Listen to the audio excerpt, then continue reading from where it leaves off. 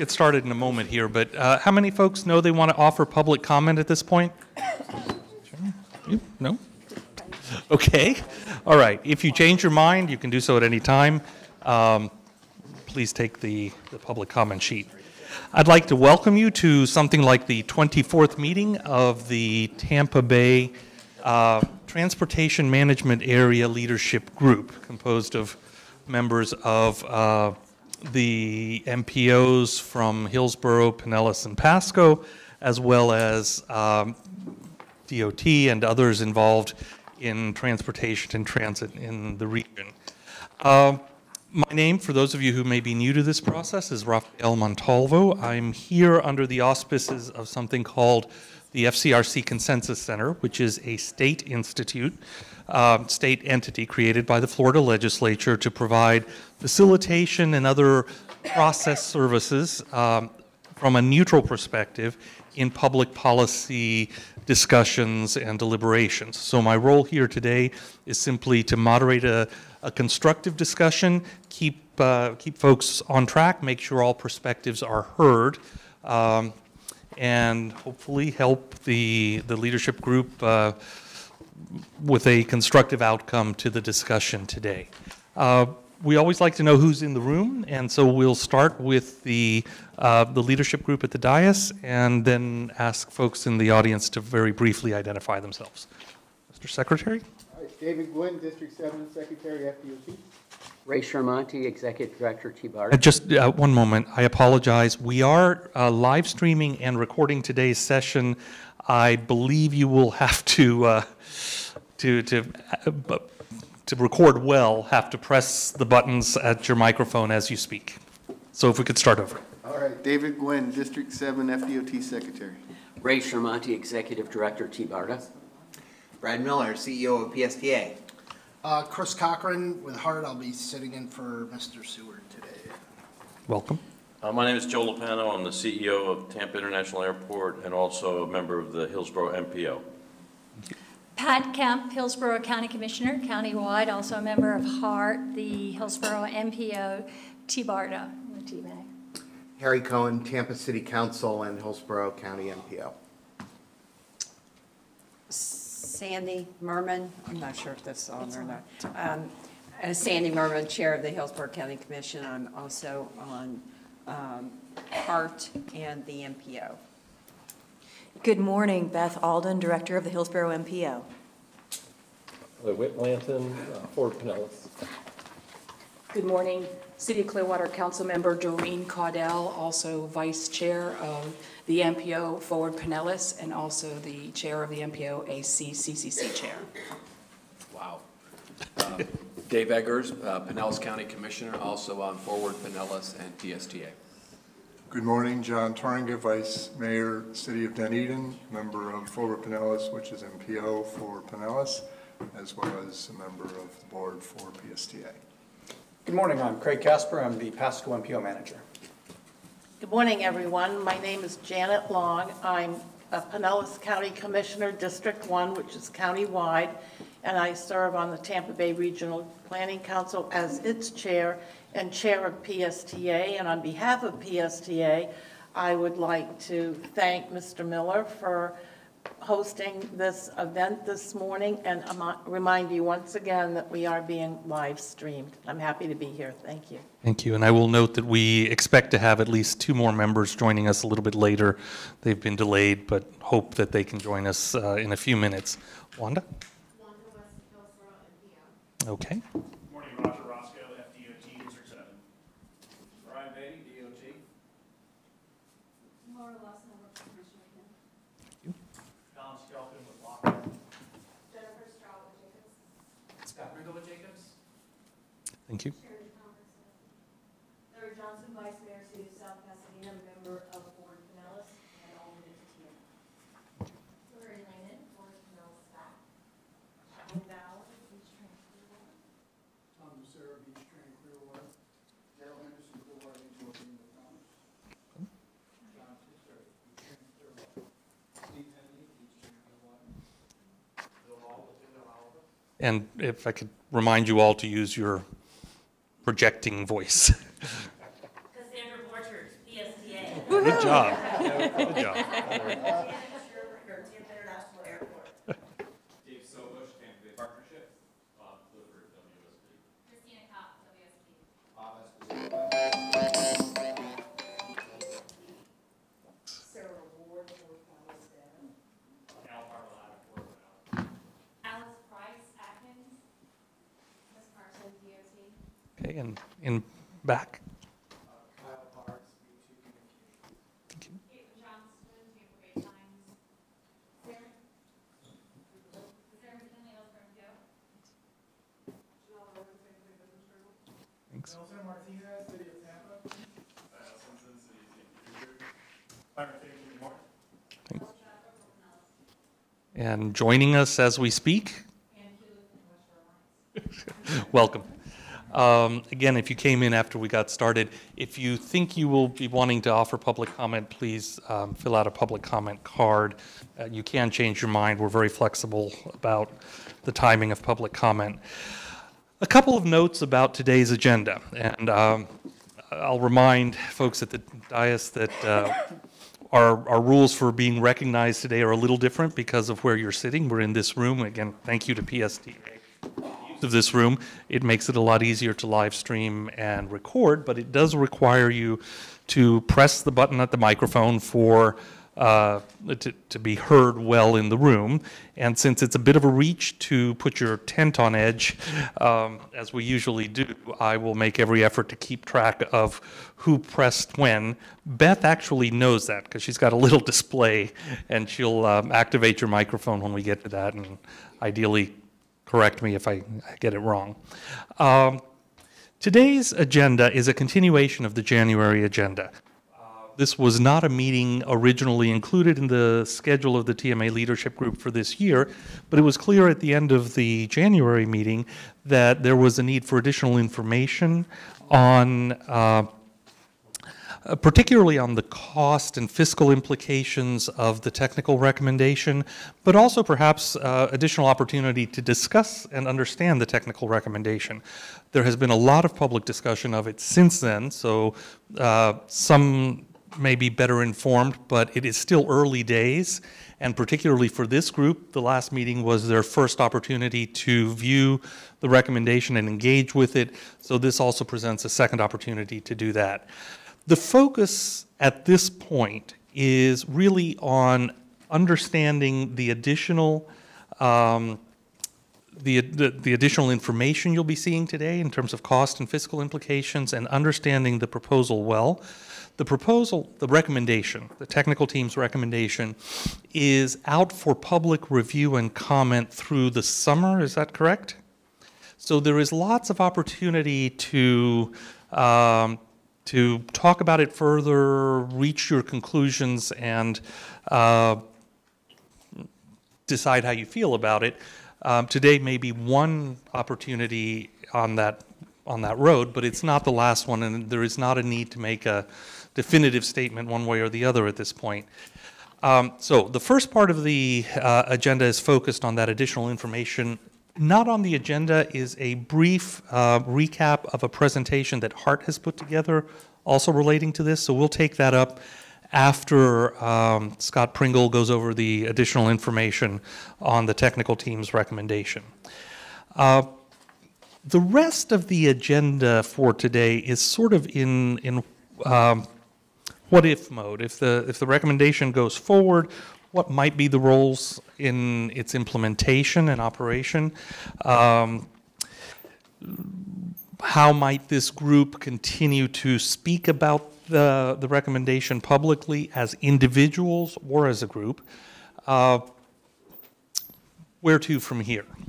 So it's a process focus, really, for today. And really the first part of the agenda falls in that better understanding what if it goes forward category. There were a couple of things that the group did not get to in January because of the length of discussion of the technical team's recommendations. One of those is potential updates or refinements to the TMA leadership group's priorities for 2018. Clearly, the Premium Regional Transit Plan study impacts that. But there may be other recommendations or refinements to your priorities that members want to put on the table for discussion in March and May.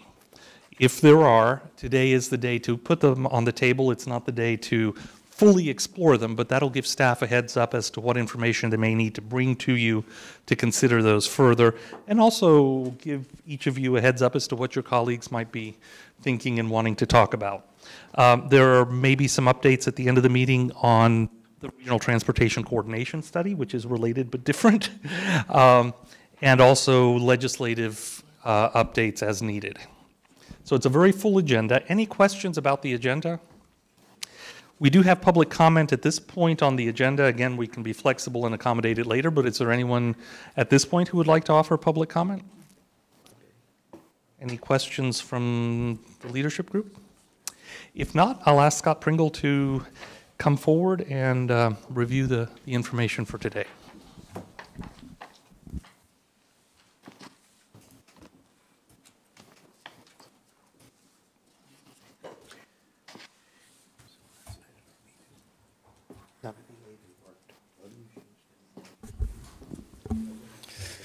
Good morning, everybody. Scott Pringle with Jacobs Engineering. Again, I'm the project manager from the consultant side, representing the Regional Transit Feasibility Plan. Before I get started with my presentation this morning, I wanted to address a couple of points. Specifically, and I know the TMA is aware of this, but I want to remind both the TMA and the audience that this entire effort has two phases. The first phase, which is the phase we're just completing and coming out of, was designed to be a data-driven technical approach to come up with a draft recommendation. And where we are right now is beginning the second phase. And we'll be working on this second phase for the next several months, as Raphael mentioned, right through the summer. And the point of that phase is to vet this draft concept with the community, and it's absolutely critical, and we recognize the importance of this effort to listen to the concerns, understand the issues, and address them, and incorporate them into that draft concept so that we can make them final. So now there's been a lot of great conversations over this week and the past week regarding the plan itself. And there's essentially a couple of key concerns that have been brought up, especially through this week and the week prior. We keep on hearing the concern that this concept, this rubber tire concept, is actually going to do very little for moving people across the region. There are no dedicated lanes for this service, and people are going to be stuck in traffic. The truth of the matter is that when you look between St. Petersburg and the USF area, 20 miles of dedicated lanes operating on the shoulders will be provided for this rubber tire service. Again, that is a lane that will be separated from all other vehicle traffic to allow those vehicles to bypass congestion. We have 11 miles of crossing the Howard Franklin Bridge in the Tampa Bay, across the Tampa Bay, and in that section of the corridor, those 11 miles will be operating in toll lanes. Toll lanes that are designed in itself to help manage traffic congestion across the Howard Franklin Bridge, ideally looking to maintain a minimum travel speed of about 45 miles per hour. So the approach there was to save money on the overall infrastructure costs related to the bridge while still getting a really great convenience for those riders, making sure that we can get them quickly between all these regional activity centers. The second comment or concern that we've received is that all these stations, they're in the interstate, they're elevated, and they're going to be very difficult to get to. And not only that, not only they'd be difficult to get to, but there's not a lot of potential for what we call transit-oriented development around those. And I want to recognize and thank Commissioner Kemp. I think this is a very valid point. Of the 21 stations that we have in the 41-mile corridor on the interstate, 19 of them will be at surface level in those communities. But to the point on how it fits into those neighborhoods and how we look at the potential for economic development, We're actually reaching out to the Urban Land Institute as we speak right now, and the concept there is to see if there's an opportunity to work with the Urban Land Institute and actually maybe have them come in as an independent body, look at the proposal that we're talking about here as far as the catalyst, and ask them what are the key ingredients to make sure that we can get economic development and TOD around those stations. Again, as I remind you, we're taking this draft concept through the rest of this vetting process to make it final, and this is the opportunity to make changes, and I think this represents one of those changes. The other misconception that we've heard very frequently is that by doing this particular catalyst project, we're no longer going to have the opportunity for other future projects. That is absolutely not the case. We have established from the beginning what we think the regional transit vision is, which includes a number of different projects in that vision. And the truth be told, by looking at a way to start building towards that vision, essentially what we're looking at is a proof of concept. We have the opportunity to put a service out there, a premium service, and see how the community can actually use that service. And if it is successful, it'll do nothing else but actually help us move forward some of those other projects in that regional vision. Whether those future projects are rail projects, the CSX corridor, other rubber tire opportunities, by finding success here, we're going to have a better shot at getting some of those other projects implemented. So with that, we talked a little bit about the vetting process. I'm not going to spend much time there. Again, we're going to go through spring, summer, listening to these concerns. I want to understand these issues, and I want to make sure that we're addressing them in the final. Yes? Scott, just to make sure our audience in the room and at home is aware, this presentation will be available. It's on the website now, which is tbregionaltransit.com. So we've talked a little about this. The mission was to identify what is that project to be built, and I'm very happy for the Hillsborough MPO support and having Beth talk about some of those. How do we start answering that question number 2, and how do you move this project forward towards funding? This is a reminder to the TMAs, essentially where we left off when we last met, when we were talking about the I-275 rubber tire concept as it relates to the urban rail on the CSX corridor. Again, by value engineering both those corridors, we definitely feel that they are both competitive for those state and federal grant dollars. You can see the cost per trip, the total capital cost there as well.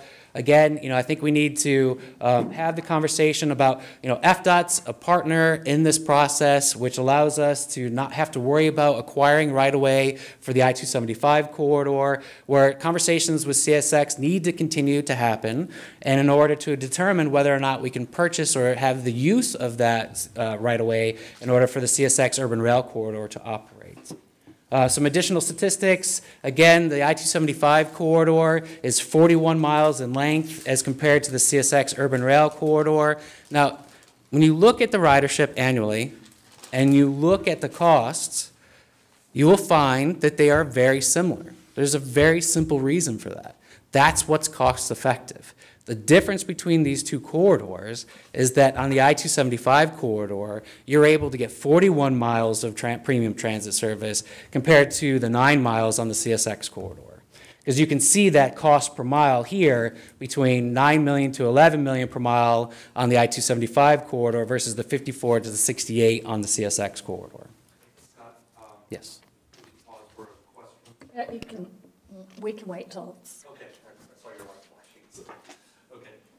So again, I've shown this map several times as it relates to the I-275 corridor, the dedicated lanes, a combination of dedicated lanes, and in some cases working with mixed traffic like the Howard Franklin Bridge. You can see all the purple on that map represents those dedicated lanes, whether it's in the shoulder or in the median of the interstate as it works its way north. What I was asked to do today is to go through some of the cost elements related to both of these concepts. What we provided and talked about in January was that total project cost. And what I'd like to do today is start to break down some of those project costs so everyone involved can understand exactly what's included in each one of those. So when we look at the I-275 rubber tire corridor, we have been using the Federal Transit Administration standard cost category spreadsheet. This is something that the FTA requires us to use in order to submit an application for federal dollars. So when we look at track elements and stations, the organization of this cost structure, this cost model, is again based on that guidance. So starting with the first element, which is track elements, obviously for the rubber tire service, there are no track elements, no cost associated with that in that category. Under stations, you can see the quantities there of the at-grade stations, 13 of them. We have the elevated platforms with potential for 2, but again, I think stations are one of the things that is absolutely most dynamic as you walk through the implementation process and has opportunity to be refined. We have included parking and the requirements for parking, as well as those 6 intermodal centers, and to the tune of approximately $138 to $175 million of the overall project costs, which is 44% of the total capital project costs that we're talking about, that 455 for the I-275 rubber tire corridor. Now, of course, we also have to include the maintenance facilities in order to run the service. You can see those costs there. That maintenance facility cost is approximately about 10% of the overall project cost at about 18 to 23 million. The next category is site work and infrastructure. This is essentially where those roadway components are included, which includes the red lane treatments, the pavement markings, any roadway construction, environmental mitigation, demolition, and the like. You can see that all the categories listed there. And we're looking at a base cost of 44 to 53 million in that category for the rubber tire. I'm going to take a step back, and I want to make sure that I point this out. You can see in the middle column of this cost estimate that there are contingencies included in every single category in the cost model. I'll even go back. You're talking 30% on contingency on stations, 30% on the maintenance facilities, 10 to 30% on that infrastructure. And that's actually how we develop the range. We've been showing this range of the 376 million up to the 455. It's based on those contingencies. Because we are at planning level, and we know there's still a lot of engineering and design work that would affect these future project costs. Again, you can see the system cost here. We're looking at 3 to 5% of the total project cost being put into systems. Very similar to the cost on the vehicles. We're looking at 11 vehicles operating along that 41-mile corridor. Again, about 3 to 5% of the total project cost. So we've got contingencies on each one of those line items all the way through the cost element. But then I want to call your attention that there's actually required of us to look at an additional contingency on top of all those other costs, and it's the unallocated contingency. And when you combine that with professional services, you can see the impact here. There's essentially a 28 to 30% contingency on top of all the other contingencies. Again, I want to reinforce that's because we're at planning level. We're being extremely conservative in our development of our cost estimates, and we're following the federal guidelines, and this is a representation of exactly what those guidelines are. So on the CSX, Scott, yes. If I may, I don't see lights on the dais, but that was a lot of information presented relatively quickly. Does anyone have questions they need answered to understand that information? Any questions for clarification at this point? I heard a yes? No, I didn't. Okay, go ahead. I just want to make sure. Commissioner. I'll just ask this for clarification.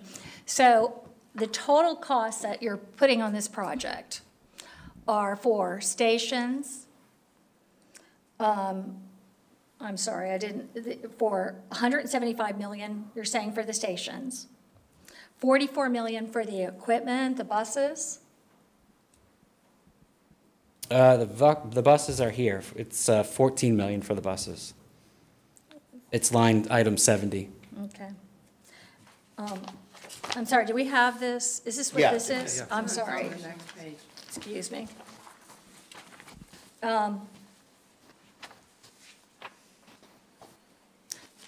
And the right-of-way costs are 33 million? Yeah, so and what are those right-of-way costs? The right-of-way costs are for stations and parking and the maintenance facility, as they're listed here. Whereas compared to the CSX corridor, we have an additional line item, which is the right-of-way for the CSX. So there's no cost in here at all for roadway? This assumes the partnership with the department and being able to use roadway dollars to bring our overall project cost down to what we've been talking about at the 455. But are those roadway dollars that could be used for other transit uses? I would look to the secretary, but I mean, these are roadway dollars that are slated for the modernization of the interstate that we can take advantage of on behalf of this project, on behalf of this concept. Right. For the most part, we're looking to try to find synergies where we may have to do a little bit more work as part of our project, but we can use that and apply it towards this, stronger pavement for the shoulders, some other ramp improvements, things like that. So typically, that would be stuff that would come out of our interstate modernization funds, not transit funds. Okay, I asked because I was told at a meeting just a few weeks ago in your office that part of $100 million would be for shouldering in Hillsborough County. But that's, I guess, not included in here at all. Yeah, that's a reflection of the partnership. We've been working with the department very closely on what their plans are. And again, the opportunity here is to flex those FHWA dollars to the benefit of the transit project. Okay. And in the interest of a full answer, you noted those come out of highway improvement dollars. Does that imply they are not available for additional for other transit projects that wouldn't require highway improvements? No, there's different funding sources. The funding that we use on the highway projects are not the same funding we use to support transit. Okay. Commissioner? Yes, I think in full disclosure. Is that on? Yeah, you have to press your button. I think with full disclosure, if we're going to look at costs and get a good analysis to what it exactly going to cost, all costs, whether they're coming from a different funding source or another, should be disclosed and put into these proposals. Okay. Thank You can provide that. Okay. You can work with the district on that. So we also took the exact same approach, same cost model to the CSX urban rail concept. Again, this is looking at single tracking and refurbishing the existing active freight corridor that's already out there today. But we also had to include sidings to allow us to provide enough frequency to keep the service to at least 15 minutes or better during peak hour. So you'll see that there's some additional track infrastructure needs in this particular concept.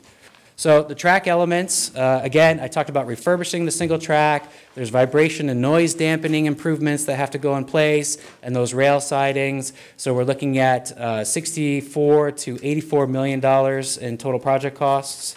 That represents approximately 25% of the overall project costs that we've been quoting for the CSX corridor. Again, same outline, same structure to the cost model. Going down through the stations, you can see the number of stations there, the parking that we're assuming, the contingencies that we're assuming. And when you look at the station areas, we're talking about 22% of the overall project cost for stations.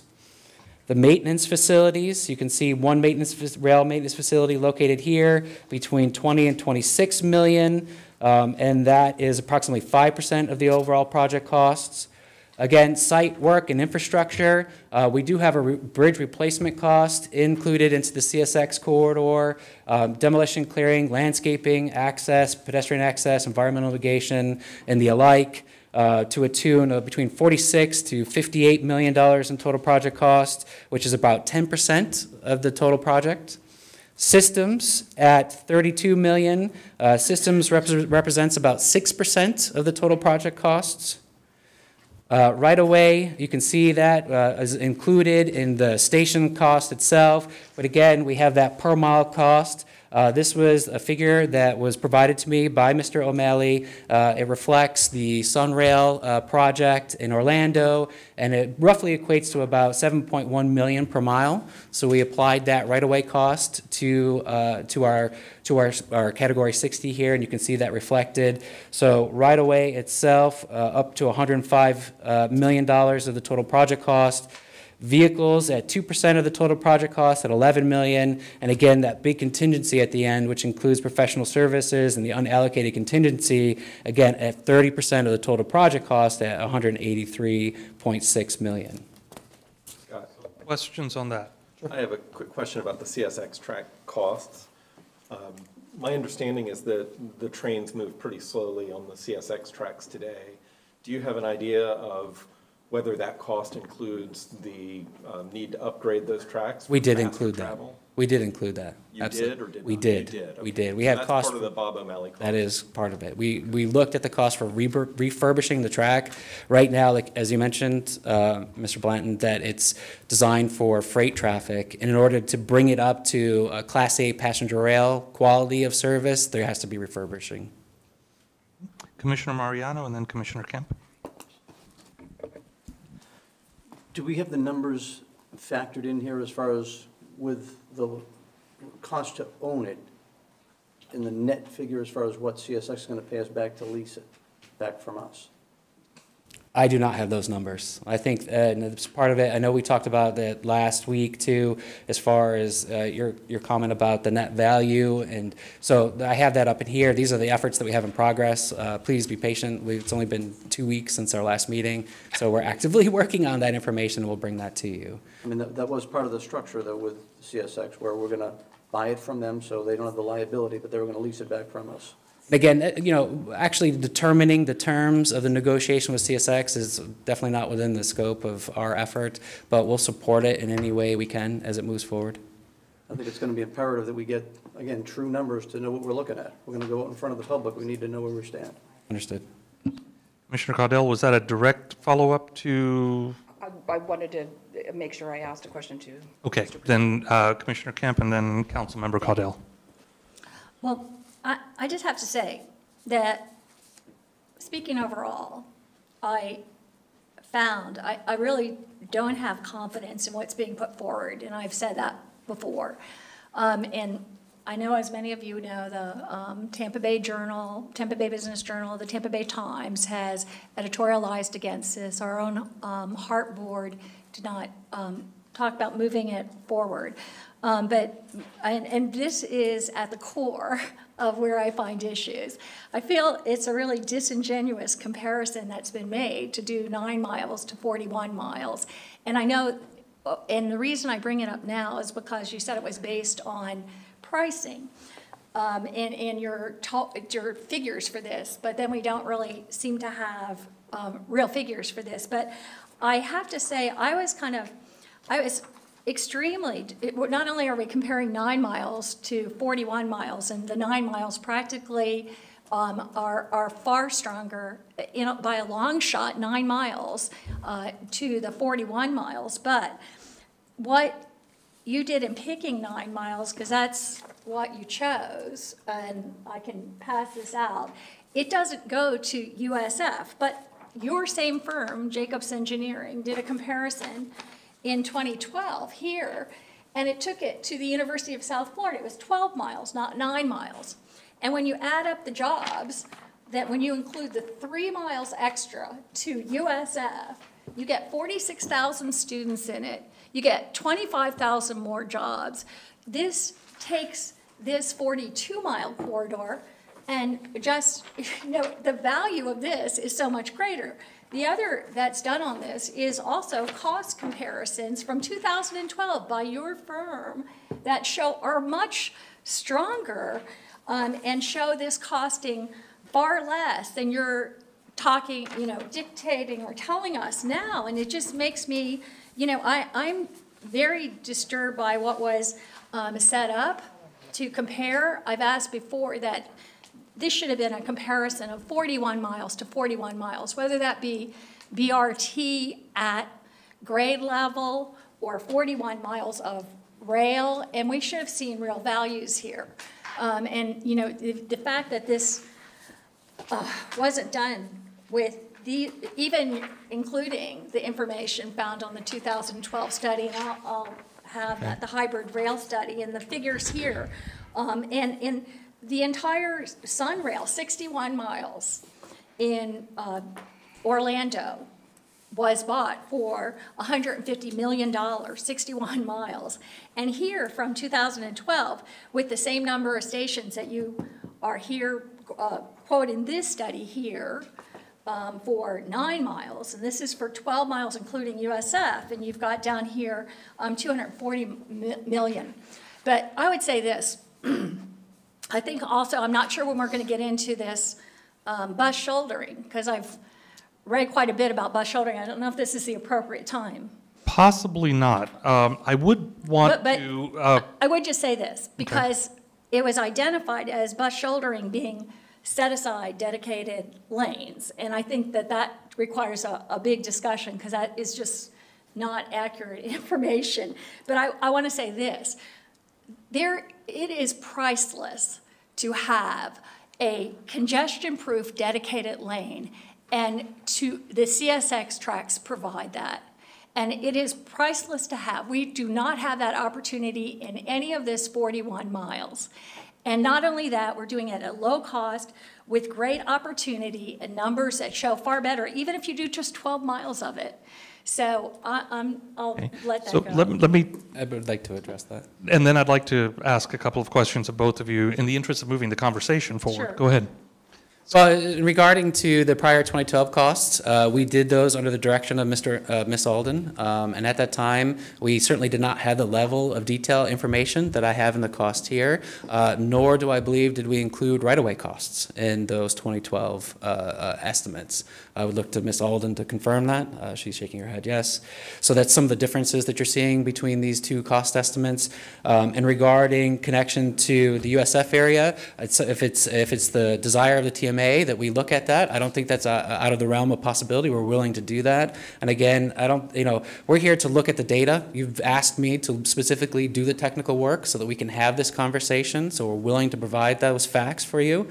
And in regards to I've said this several times, I'll say it again, we find that through the process that we've done here in the first year, that both projects have merit. And it's not a one or done proposition. We're not saying that the CSX should come off the table. We're actually saying it should be on the table, and that you should look at the I-275 corridor as well. Now, in regards to those dedicated lanes that you mentioned, again, I will reiterate, we have 20 miles of dedicated lanes. These will be separated from automobile traffic. They will be painted, they will be divided, and they will be specifically for transit only. Well, I would just say the data, in so many ways, the decision to do the data, which this group hasn't been engaged in and was never given an opportunity to. As a public official who has been every minute to the meetings, I do not feel as though when I suggested at the beginning that we look at corridors other than the corridors that have been used and evaluate them, and look at new corridors and corridors that give us great opportunities. That was not done. There was an insistence on doing the same old corridors, but I think a disingenuous, just pre-decision made to elevate that with the stats. So I think the data means everything, and I would like to get really complete data that really reflects 41 apples to apples, 41 miles to 41 miles, and look at that. So I think Scott has said that it's easy enough to do the additional 3 right, miles. Which would be Scott, is it possible to do It's not easy, but we'll do it. Yeah, okay. Easy from my perspective. I don't have to do it. But is it possible to do what Commissioner Kemp has called an apples to apples Everything that we're doing is an apples to apples. in terms of the length of the route? Well, Is that 41-mile route possible to examine with the data you? We can, and I will, and we have some of the information. It was part of the step 1, step 2 process that we've done, and we've worked with the TMA for the last year, and we've been presenting all this information to the TMA for the last year, collecting direction and guidance from this group. What you're going to find is that when you start getting past those 9 miles, we could look at the 12 to the USF. It's not going to be cost effective. The ridership will be to a point. But just bring that back to the group, and we'll have that discussion then. Commissioner Kemp, I wasn't sure if in your comments you were asking for examination of other corridors. I suspect that would be even more difficult, but. Well, I think it should have certainly been done. It probably was done. It might not have been highlighted as much as No, possible, but. it wasn't done. There was like, So, were there specific corridors well, if you wanted to do, I know that, it was like, we'll look at rubber tire down CSX tracks, but instead of BRT, that would be, for instance, at 40th Street, like parallel BRT corridors that go through actual communities and could be transit-oriented development, could really transform our communities and give us economic opportunities. Those kinds of parallel corridors were never studied mile for mile. For an example, in St. Petersburg, a parallel corridor, and I realize that in St. Petersburg, it doesn't sound like people are looking at this, but 4th Street, to me, would be a parallel corridor that would be a really good opportunity for economic development and transformation as compared to the 275. I'd also like to say, too, I'm glad that the ULI is reviewing this. I know in Charlotte, they took the rail, the ULI came in and told them, don't put your rail on top of an expressway. You're losing great opportunity. And, I believe that they decided, based on that, to move the rail down. At some other time today, I would like to comment on considering that shouldering is dedicated right away, because I think that that's not accurate. But Raphael, if I may, and just a very simple comment. I appreciate the concerns. And that's exactly what we're supposed to be doing right now, is listening to the concerns, understanding the issues, and addressing them. And I'm so happy that we have the opportunity to spend the next 6 to 8 months doing exactly this. So, Commissioner, we'll continue to work with you to make sure we understand the issues. I have at least 5 comments waiting. David, did you want to respond? I don't know what order it was in. I think Councilmember Caudell was next, and then possibly you and Commissioner Turinga, Eggers, and Mariano. So, Councilmember Caudell. Thank you.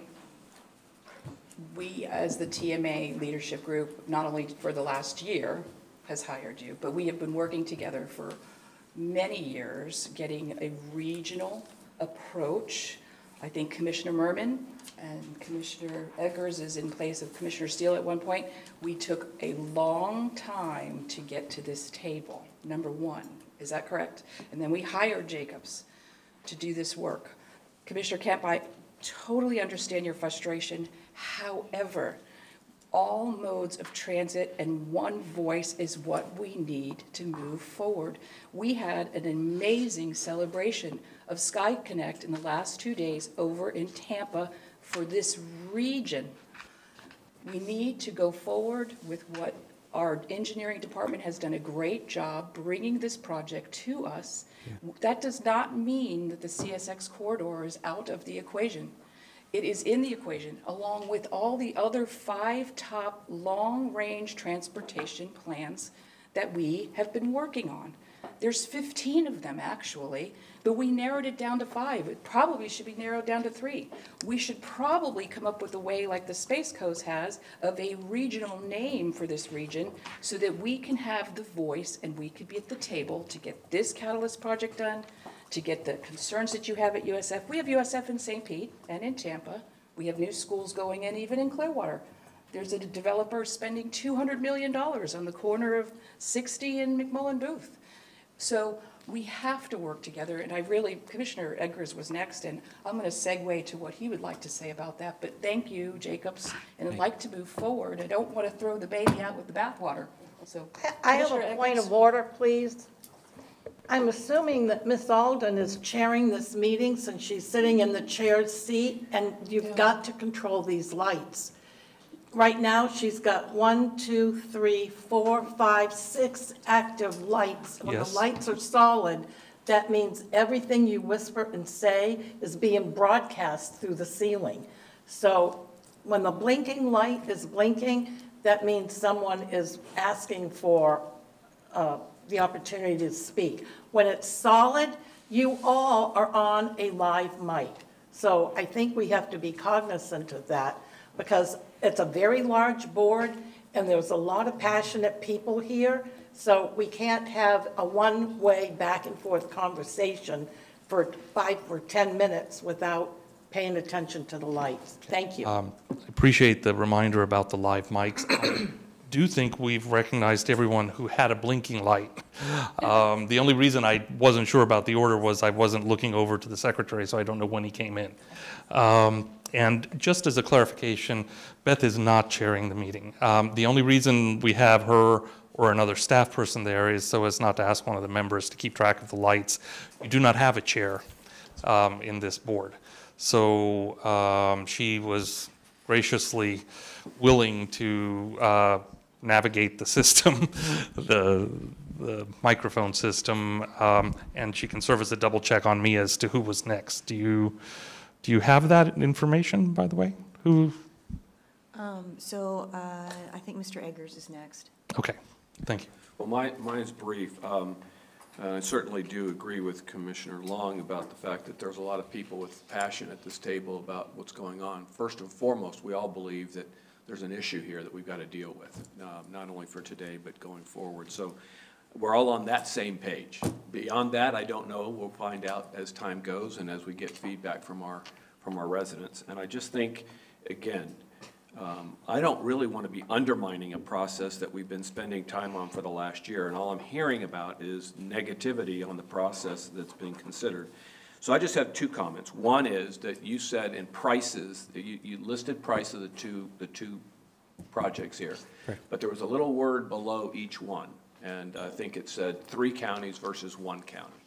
And I do think that it's important that as we go forward, and we're talking about a catalyst project which excites people from across this region, that we got to be looking at. And I think the recommendation so far seems to be moving in the 3-county project. And there's a lot of work that's going to be done, a lot of things we're going to hear from our residents. But I do think that that is extremely important as we catalyze project for this Tampa Bay region. The only other thing I wanted to throw out, and it may not be the right time, but I do think it's really important.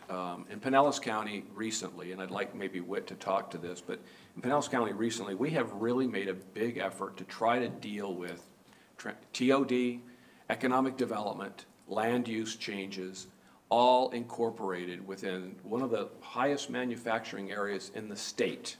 And so it is a piece that's very important to this entire spine that we're talking about. We talk about the university, we talk about all of that, but there's a lot of places along this spine that are touched. And I think that's probably one of the really attractive things about this spine. But I do think, you know, that even so briefly, I think it would be important just to say, hey, you know, we each as counties have those individual responsibilities and not heaped on a process that we're doing on one level. You can't do it all. And so I think what we're trying to do is put this program out. I think it does touch on many areas, and I do think we'll get a lot of feedback that addresses that. But what, do you have any just brief, can you just speak to that? Do you mind? Be real brief. I think it's if important. it can be real brief. Yeah. Yep. So next week, we'll have our board approve an interlocal agreement with 4 local governments, Pinellas Park, St. Petersburg, Pinellas County, and the city of Largo, to do a gateway area master plan covering 30 square miles.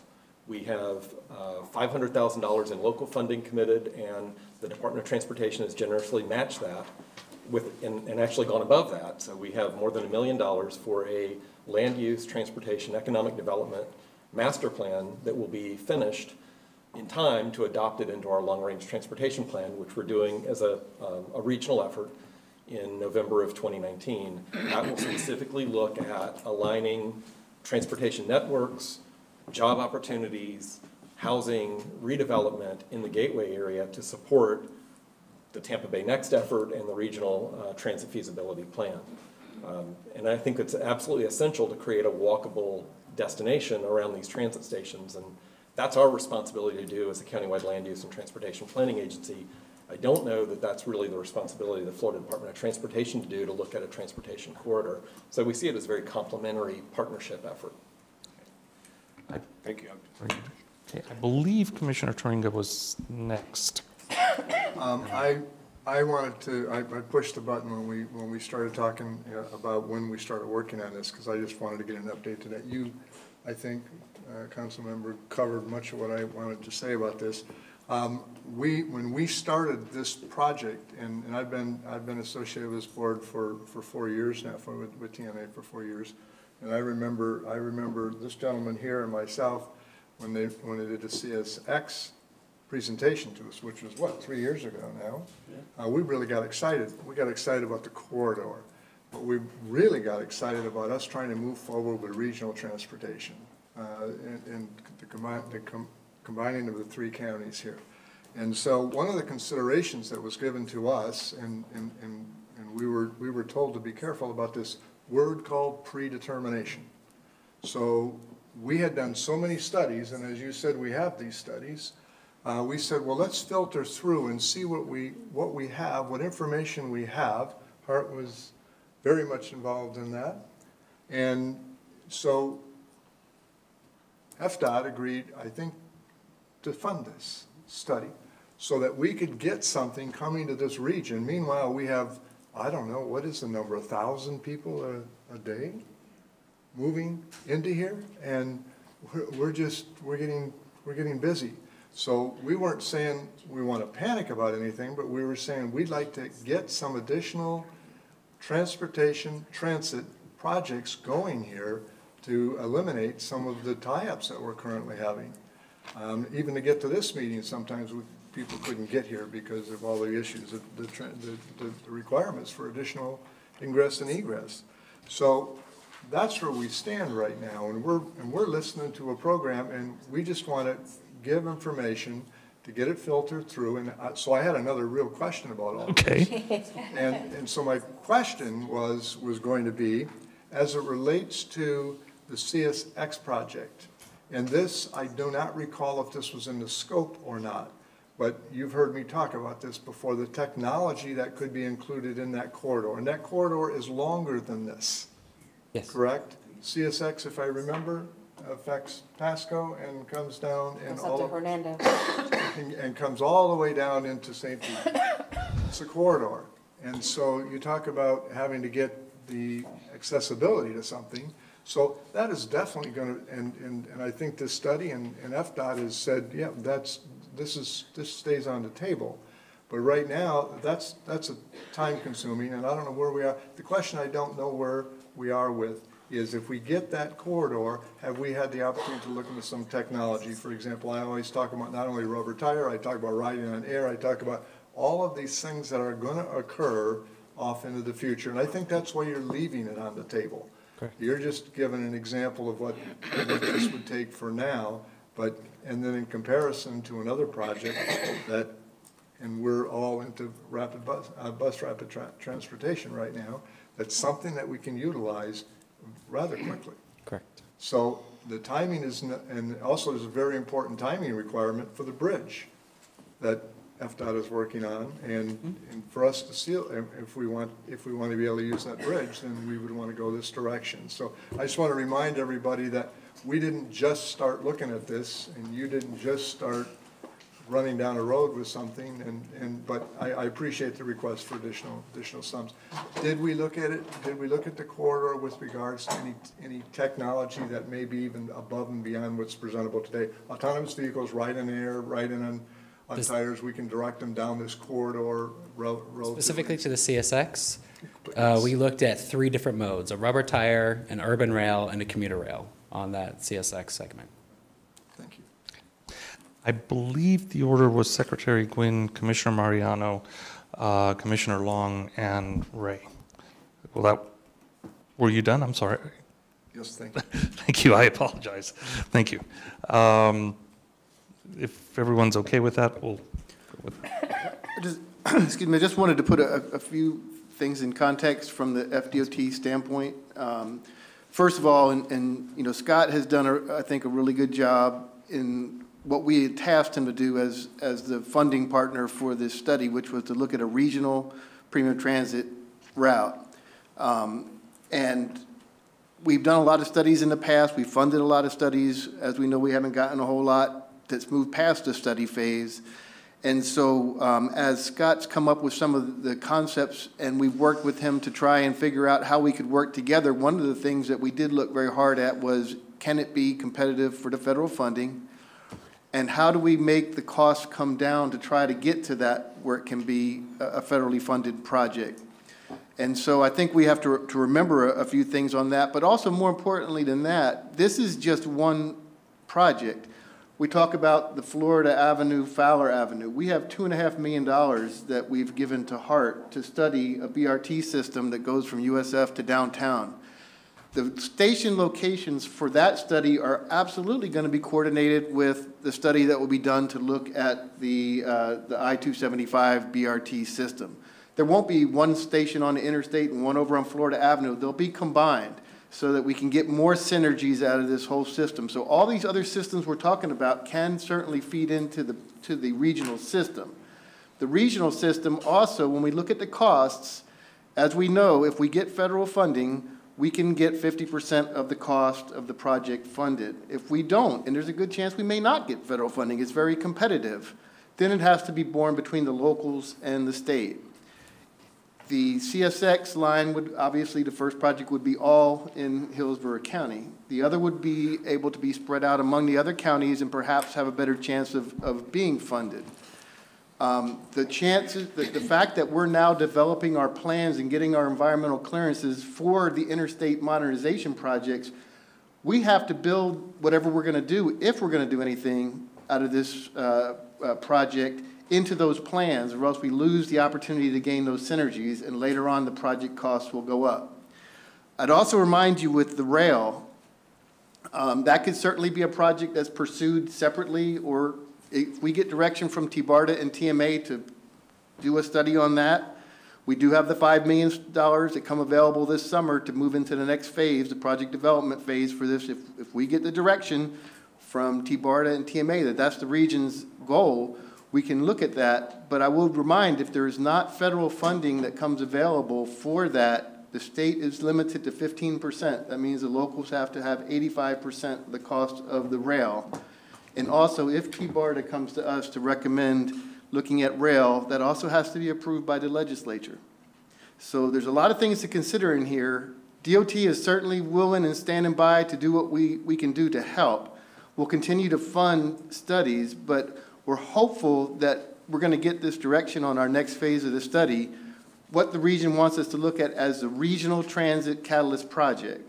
All the other projects, we'll continue to work with you to look for funding to look at those, but we're hoping that at the end of this time, we're going to have a clear guidance from the regional priority, because if we go for federal funding, we have to speak as a region. It has to be a regional voice. Okay. I think the order was Commissioner Mariano, Commissioner Long, Councilman Cohen, or excuse me, Ray, and then Councilman Cohen, and back to Commissioner Kemp.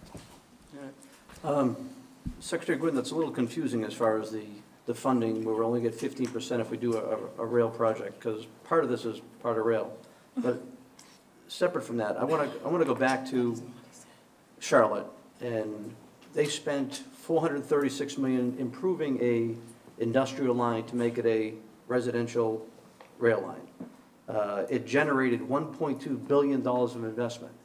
And I think it's important to remember that the investment comes because the rail line's permanent. They know it's going to stay there. It's not going to be moved over for whatever the reasons may be, political whims. That leads to $236 million in annual taxes that could be used for the system or whatever, but it goes into the system. That system was so successful, they then spent $1.4 billion connecting to the colleges.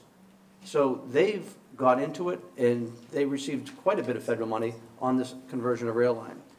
One thing that concerns me a bit as far as what's the most efficient way. We're going to talk about doing apples to apples. If we're going to go take along I-275, and you can clarify this down the road if you need more time, but what if there's a traffic jam there? How fast can that bus move up and down? Okay, you can answer me later, but just I want. Well, it's a rubber tire vehicle, so it can actually drive around the conflict. Well, it doesn't have its separate lane already? It's in a separate lane, and it would have, if that's a hard separation with a concrete barrier, then obviously it would have to work through that. They're looking at widening the shoulder enough to move crashes, and I've heard the Secretary mention, and I would look to confirm that they were interested in investing more in the road ranger services to clear accidents as quick as possible. But the benefit of rubber tire is it's not fixed to that specific track. It can actually move around incidents. When it slows down the traffic, does this have to slow down as well? If it's in its dedicated lane, it is not impacted by Not that affected at all? traffic. No. And 20 of the 41 miles are dedicated lanes? 20. And we'll get to that. Okay, go ahead. That's good for now. Well, let me do go one more thing. Bus rapid transit, you just mentioned from USF to downtown. The rail line runs just south of USF, closer to Mosey, runs all the way across. You could connect it from there and go right downtown. Why would I go build bus rapid transit when I got existing a rail line that's already there? I'm not sure what the study's gonna come up with as far as a recommendation, but what we were told, that there's a big demand on the Florida-Tampa corridor coming through the Heights, coming up all the way up to the Fowler Avenue area. So we were asked to look at that, and so we provided the funding to HART to do the PD&E study. That'll include an economic analysis as part of that study. And so that's gonna be looked at as an option. It doesn't mean that that has to be one that's funded by the local agencies, but we were asked to look at that. Okay. I'm going to say. And just to clarify, Commissioner, just, when you talk about the 80, the way that the law is set up now for federal funded, if we have a federal funded rail project, we can provide a 50-50 match with the locals on the capital. If there's no federal funding by state law, we are on a fixed guideway project, we can only provide 12.5%. The other 87.5% has to come from the local, unless they change the law. And I'm going to go back to when Mr. O'Malley came and made his presentation a couple of years back. And when he came in and he showed us the line from Hernando all the way down to Tampa, we knew that was there. I knew that was there, but I didn't get to see it.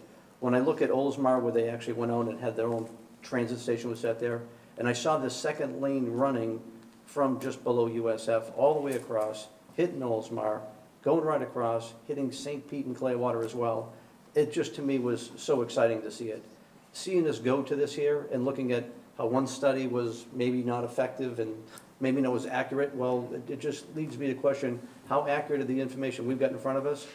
And I'm going to tell you, I'm a little scared because, you know, Go Pinellas had a great program. You guys were dead on the money as far as like knowing what, if you could put the rail lines in, you were going to get development, it's going to help you redevelop. And Tampa just, you're the core of the whole thing, right in the heart of the whole thing. So I think it's so critical for you guys getting that thing going to downtown. I just see we're missing so many opportunities right here in this predetermined thing.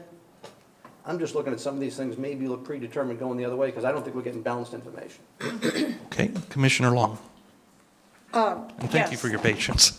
You're welcome, because I'm not very patient. I wrote it down so I wouldn't forget. Okay. I actually have, because I think, Scott, I heard you say that what you're looking for in these meetings is input and suggestions and feedback from what we as elected officials are hearing in our circles of influence. And so I've tried very hard to listen carefully this morning to what I'm hearing, and what I'm hearing is that some really bold and visionary ideas may be getting tamped down because we're very focused first on cost instead of visionary, bold leadership that really focuses on doing the right thing for the future of our region. And I would like to, I mean, I'm so on a high from the experience of going over to the airport yesterday, late afternoon, to see the beginnings of their new little transit thing that they have going for, I called it a thing, but you know what I'm. Sky Connect. Sky Connect. Sky Connect, there you go. From the terminal out. And in going over there, I met a gentleman who was representing Mitsubishi from Japan, who began to talk to me about how he could put together a plan to help us bring that same kind of concept that they have at the airport all the way through our corridor that we have been talking about. And I said, oh, but if I bring that up, everybody's going to get hostile thinking about the cost. He said, to the contrary.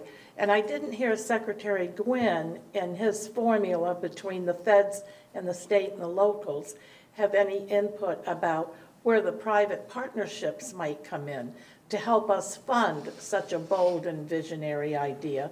So I'd be interested in how that fits, because according to this gentleman, he seemed very certain that he could provide for us creative funding and financing that would help us pay for this kind of thing. And I use the airport often when I'm talking as an example of how with bold and visionary leadership, you can get amazing things done, and it doesn't take forever to do it. And so the other suggestion that I would have that I've heard from my folks is that this is a good beginning, and I think that's what we're trying to surface. It's a beginning.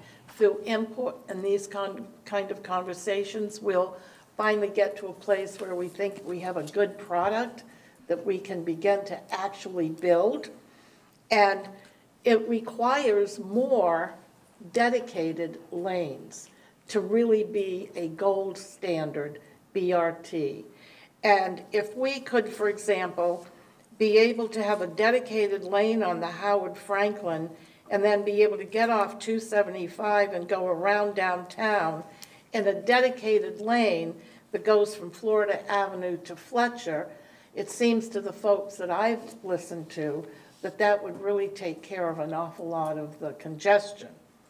And again, I would really like at some point, and I don't know where that might be when we get into the real funding details, of how we could be bold, be visionary, have a concept about the best system we can put in place, and not be trying to do it on the cheap so that when we get all done, we're not any further ahead in terms of being competitive with these fabulous regions that I've been reading about all over the country that have done it.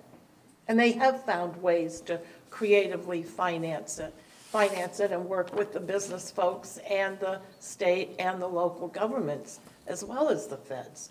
So I don't know if you can respond to that about the private partnership input that we might be able to put together? Briefly, if you would. Well, first, DOT is not a transit provider. And so we wouldn't take the role in leading a, for instance, a P3 for a transit proposal. TBARDA perhaps could do that. That's what I wanted to hear. And they could look at doing that, but that's not something that we would be the lead agency on. In regarding where we are with the draft and how we get towards final, I fully personally expect and anticipate that we're going to add some of these elements based on the conversation, which will affect the cost, potentially raising that cost, and that's okay. That's why we go from a draft to a final concept. Thank you. We do have some flexibility in the agenda today. It's not unlimited, and this is a conversation that will continue for quite some time. So we have 4 comments waiting. Scott has at least one more slide he'd like to go through, and then we have some thoughts from staff on what it would take to develop a funding strategy for whatever goes forward. I'd like to get to all of those maybe by 11 o'clock or a little bit after, and then move on to the next item on the agenda. Again, we have time to get to everything on the agenda, but our time isn't unlimited today. And you have... Raphael, if I may, my last slide is extremely simple, and it's a lot of things that we've already talked about. Let me take the comments first, though, understanding that folks have been waiting for a while. So Councilman Cohen, Commissioner Kemp, I'm sorry. I apologize. Ray was actually next, then Councilman Cohen, Commissioner Kemp, Commissioner Merman. Just a couple comments and then a question. I know we want to compare ourselves to other areas, but you have to look at the configuration of this area. We are not Charlotte, we're not Atlanta, we're not Orlando. If you took a giant bay and stuck it in the middle of Charlotte, they may not have the same transit system. And Charlotte's system, which I love, is really not a regional system. It serves just one part of the area. So I just think we need to keep that in mind. We have a region that has 2 central cities, 20 miles apart, and then suburbs that go out from there. That's why this system makes so much sense, because it basically, if you lived somewhere near this, you could get to all 5 major employment and entertainment areas in our entire region for a relatively reasonable cost. And that's why I think this rose to the top as it was studied. I thought that you did look at rail for the 41 miles initially, or urban rail, and have costs on that. Correct. In the 275 corridor, we looked at urban rail, and that was the I think you need to bring that up again. To that was show the difference $5 in billion. It cost. was Right. between $4 and $5 billion to construct. So you get about half On the the I-275 ridership at corridor. 1/10 of the cost with this system. That's correct. Okay. Councilman Cohen? Thank you very much. You know, I feel like it's important to put everything that we're talking about and considering here in some context. And remember what it is that we came here to do, and that is really to design something for the entire region. Yesterday, we had this presentation at Tampa City Council, and one of the things that didn't come through today but did come up yesterday was that the timeline of the BRT project is about 5 years. The projected timeline of the CSX project is 10. And it seems to me that given the population growth estimates, given what we all know is happening with the development of the region, we should be looking at both of these projects to go forward and fleshing out both of the proposals. We can answer a lot of the questions that have been raised about the methodology behind some of it and get more concrete cost estimates, and not necessarily just compare them to one another, but look at how we might stagger them and do one after the other, or you know, put them together. I was in our last meeting, I mentioned that in the city of Tampa, we have an enormous congestion problem. We have an enormous problem with all of the people descending on our center city for events that are going on simultaneously.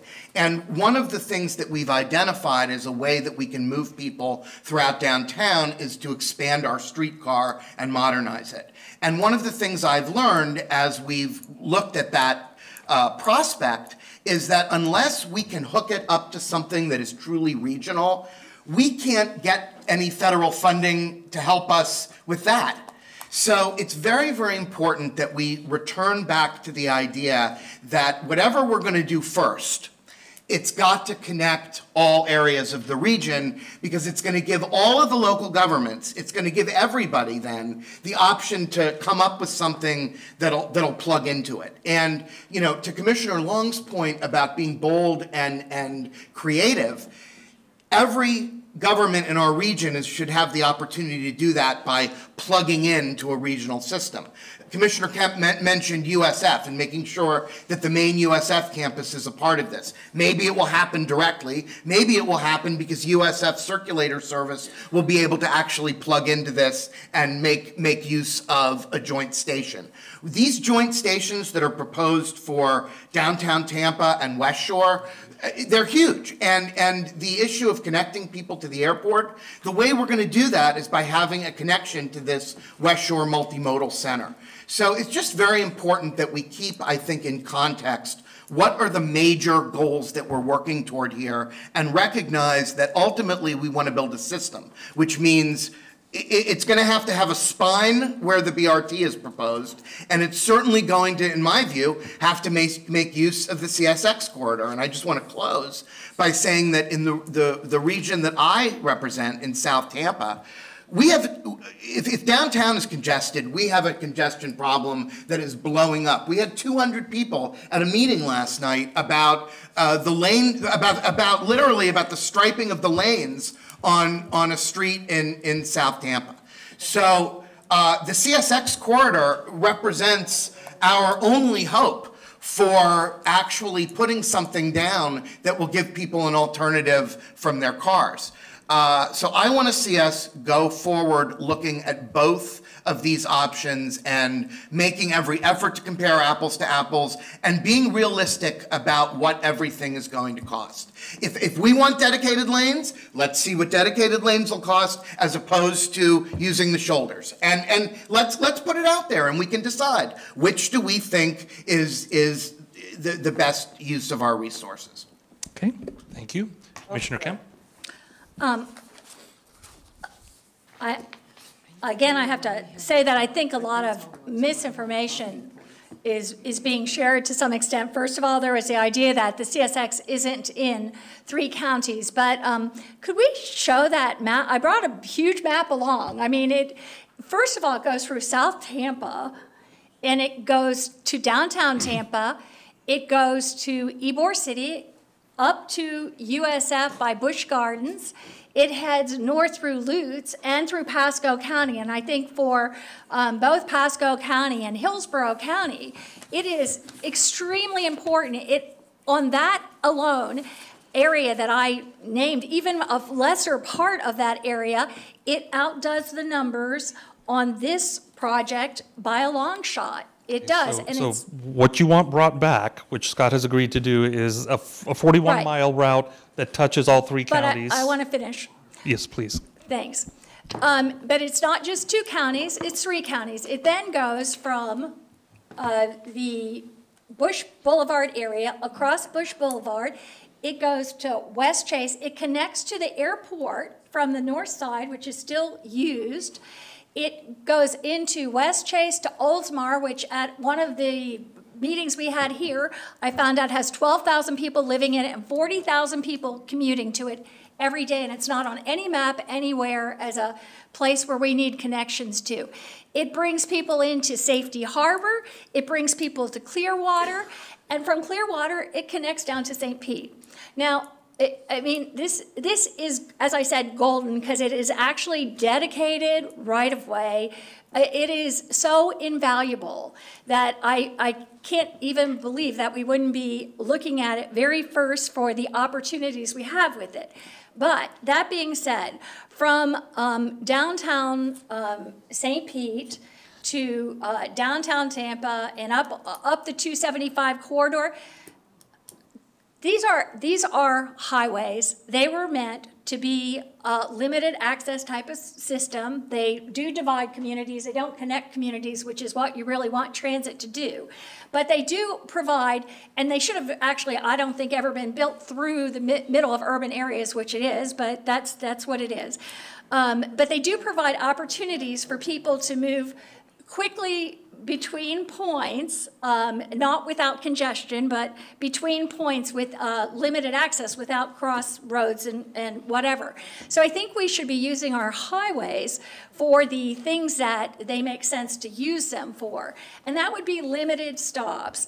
I don't see putting hundreds of millions of dollars, and that's what we're talking about, into having a lot of stops along 275 when it doesn't provide transit-oriented development, when it doesn't give us a vision, when it doesn't transform, when it doesn't provide the 3P economic opportunities that were raised.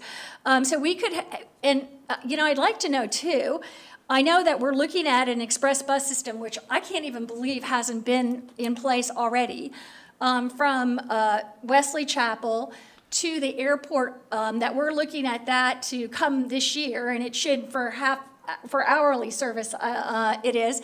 I know because the numbers, I'm pretty sure, are so poor if it went down 275 that it's going from Wesley Chapel connecting Bruceby Downs and down through the USF area, because that's the only place it would pick up the numbers it needs, and then across to 275 down to downtown Tampa. To me, you should use your highways appropriately, and that would be for limited stops and major stops between Wesley Chapel and a stop at USF. There might be a stop in between downtown Tampa to the airport, across a bridge to Gateway and Gateway to St. Pete. You do limited stops. You don't put a lot of expensive hundreds of millions of dollars of infrastructure on an interstate for transit.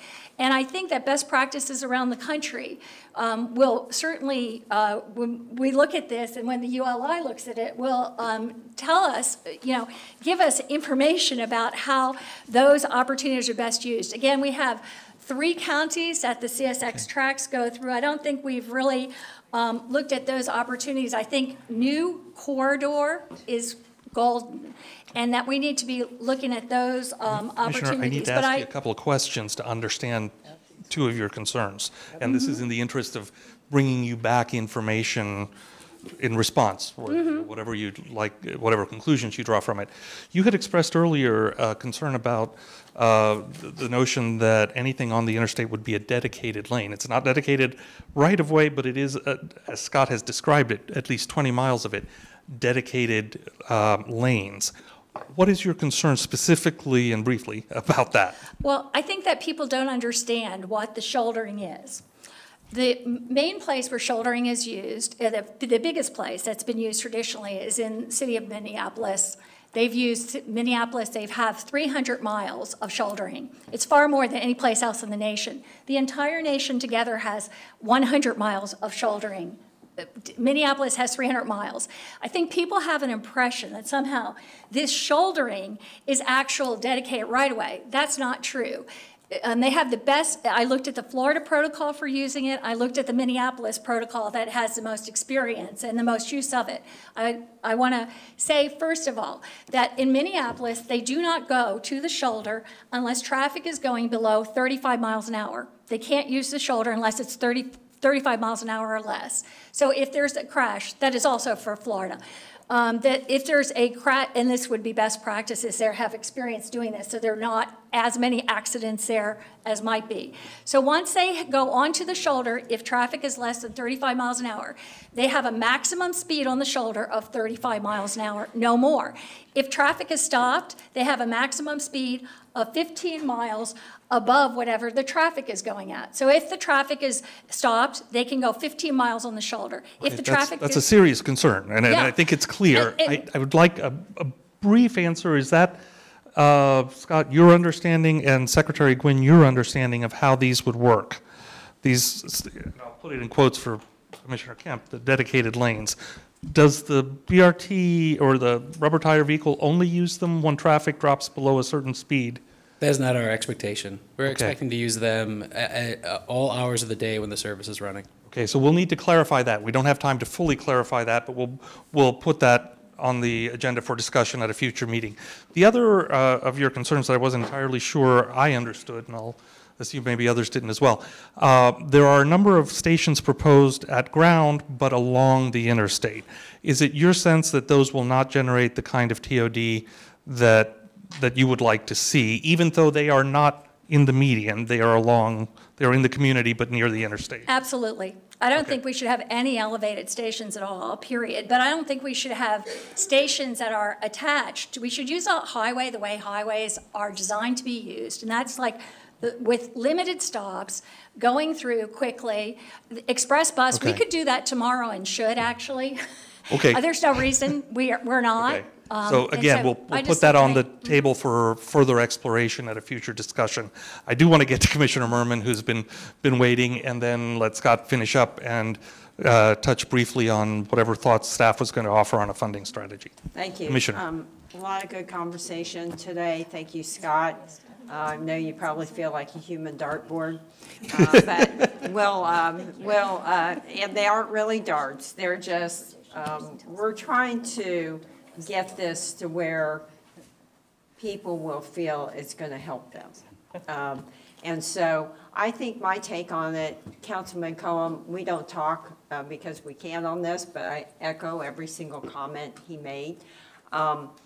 Our vision, when we started this group, do you all remember? Oh, absolutely. It was a Clearwater Line. It was 3.5 years ago, I think, or something like that. So we've actually come a long way. Because I remember at that meeting where we were all on different pages and there wasn't one voice. And remember how I kept screaming about we gotta have one voice and all that. So it was very interesting. But I think we have to go back to what our mission is and what our purpose is. And I agree this has to be a starting point for us. We cannot, I agree that there needs to be, I would like to absolutely hear from the citizens. I think that's very important.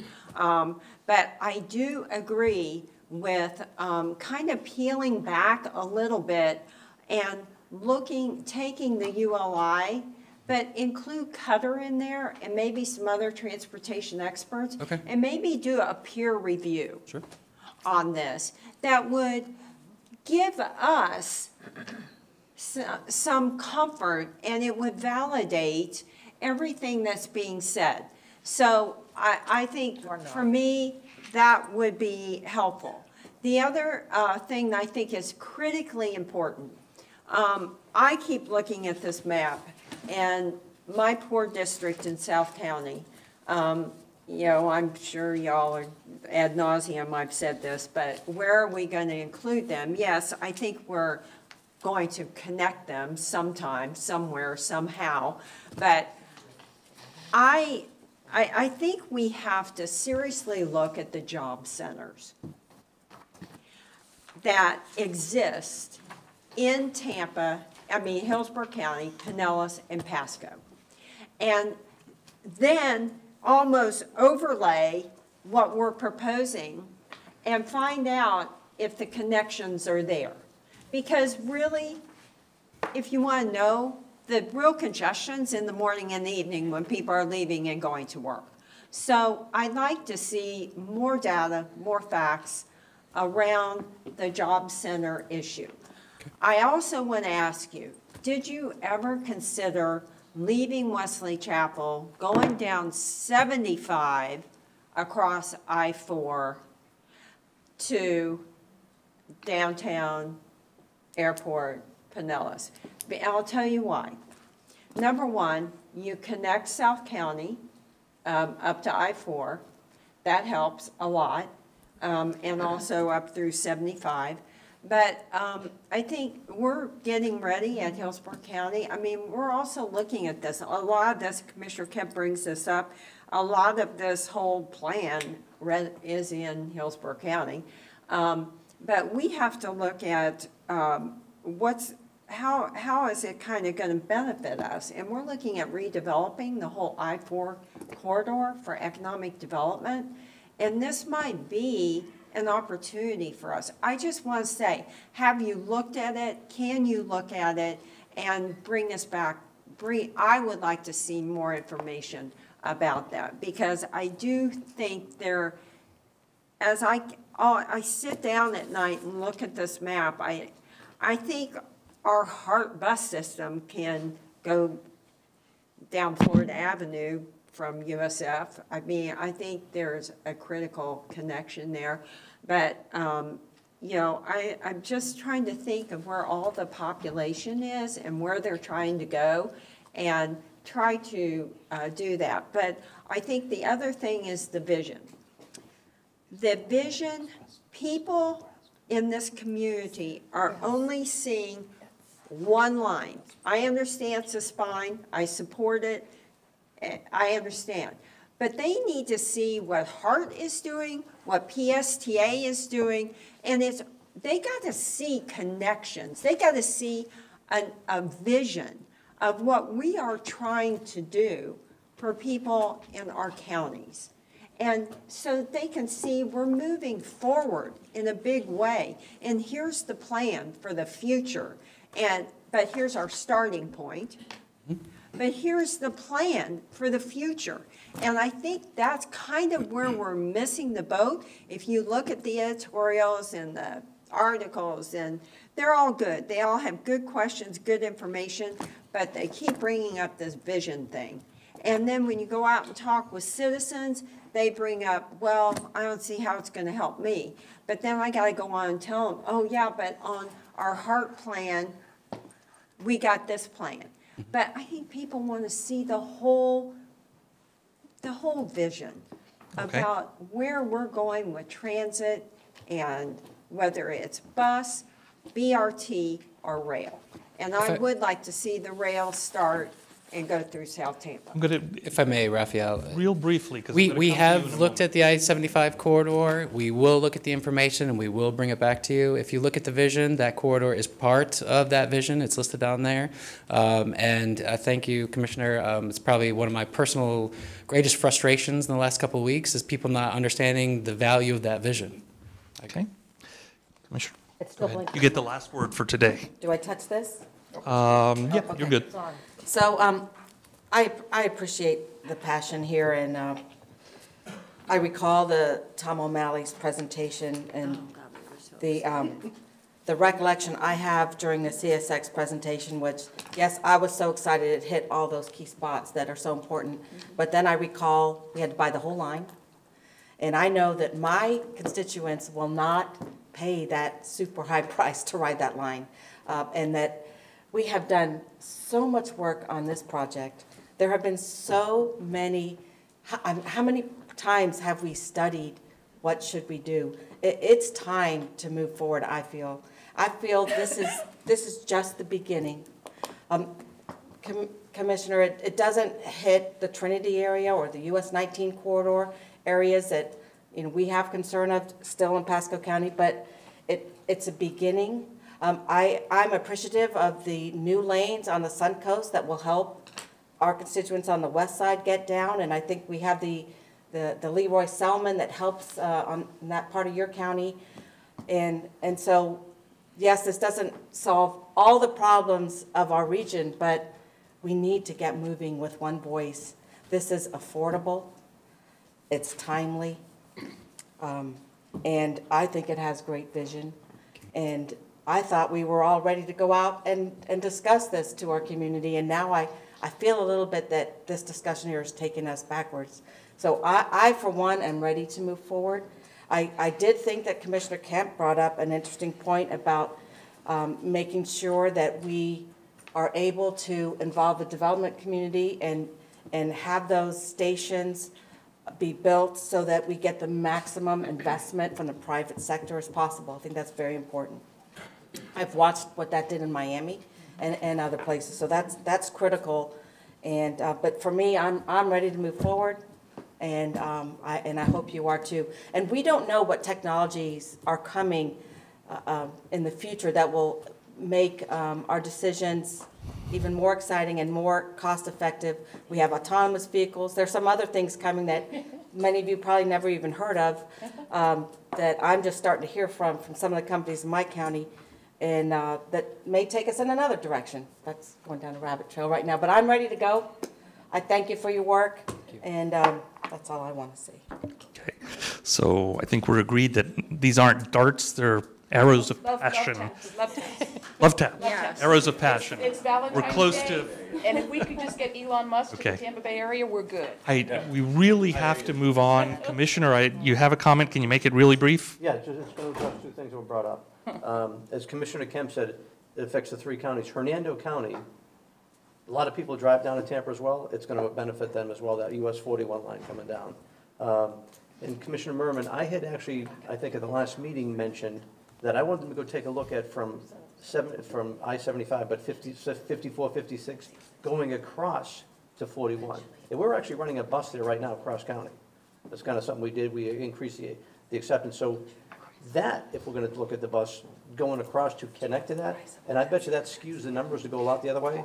Scott, I don't know when those numbers are going to come back to us. We're working on them. Their next meeting for the TMA is early March. Someone may have the date. March 9th. I mean, so March 9th, so a month from now. So looking at rapid transit, going all the way to 41 from Wesley Chapel, and you could even take the numbers from Trinity, those two numbers together. We're already running the bus anyway. That may take those numbers and say, you know what, maybe this real does make a lot more sense. Okay. So in terms of managing your agenda for today, my sense is that, first, Scott actually has, I think, something more to say. No, I'm done. You're done? Okay. All right. You were also scheduled to begin a conversation about what a funding strategy might look like. I'm sensitive to time. It's an important conversation. Could that wait until the next meeting, or is it brief enough to put a few thoughts out to start people thinking? This is pretty brief. Okay, go ahead. And it will hopefully help us lay out some things that we might do as next steps. So focusing on this group's role and what is open to us to do next. So you've heard Scott say that the goal of the Regional Transit Feasibility Plan was not to create a vision, it's to come up with a project that can be built. And that vision, that bigger picture, that's our job. And it's also a good place to work on one of the next steps to implementation, which is the funding strategy. And so specifically the next step, how is it funded? That is a topic that is often explored in long-range transportation plans of MPOs, which of course are required to be cost feasible. So some other useful things about the long-range plan process: there's usually room for more than one project in the long-range transportation plan. Starting with express bus on the interstate, that's a great place to start, but hopefully we have a project 2, a project 3, a project 4 between now and the year 2045, and working through this process can help us agree on a package, maybe even phasing, certainly a package. It also includes a forecast of multiple funding sources, and we work through those steps to develop a budget for using those multiple funding sources. There are generally many opportunities for public participation, and we're already working together on some of those opportunities for public participation. The long-range plan process explicitly considers land use and development. And bonus, this time, as you know, we've all agreed to create a tri-county plan which will address all of those topics at the TMA level. So the challenge that we have with our long-range plan process is that it does have a lot of things that need to be looked at, and it does take some time, and we're good, but we're not Harry Potter. So it is going to take us till the end of 2019 to completely get through this cycle of our long-range plan updates. Though we do have some interim steps that will help us get to some of these decisions sooner. But the challenge with that formal decision, that formal adoption being at the end of 2019 is that formal decision is not in time for two things. And one of those things is the series of PD&E studies and EIS studies that are part of the Tampa Bay Next process, which will largely be complete by that time, by fall 2019. So if we're looking at those as an opportunity to include bus priority treatments and facilities, we might miss that opportunity. Also, as the Secretary mentioned, there's $5 million set aside for the next phase of transit project development. That is in fiscal 18-19.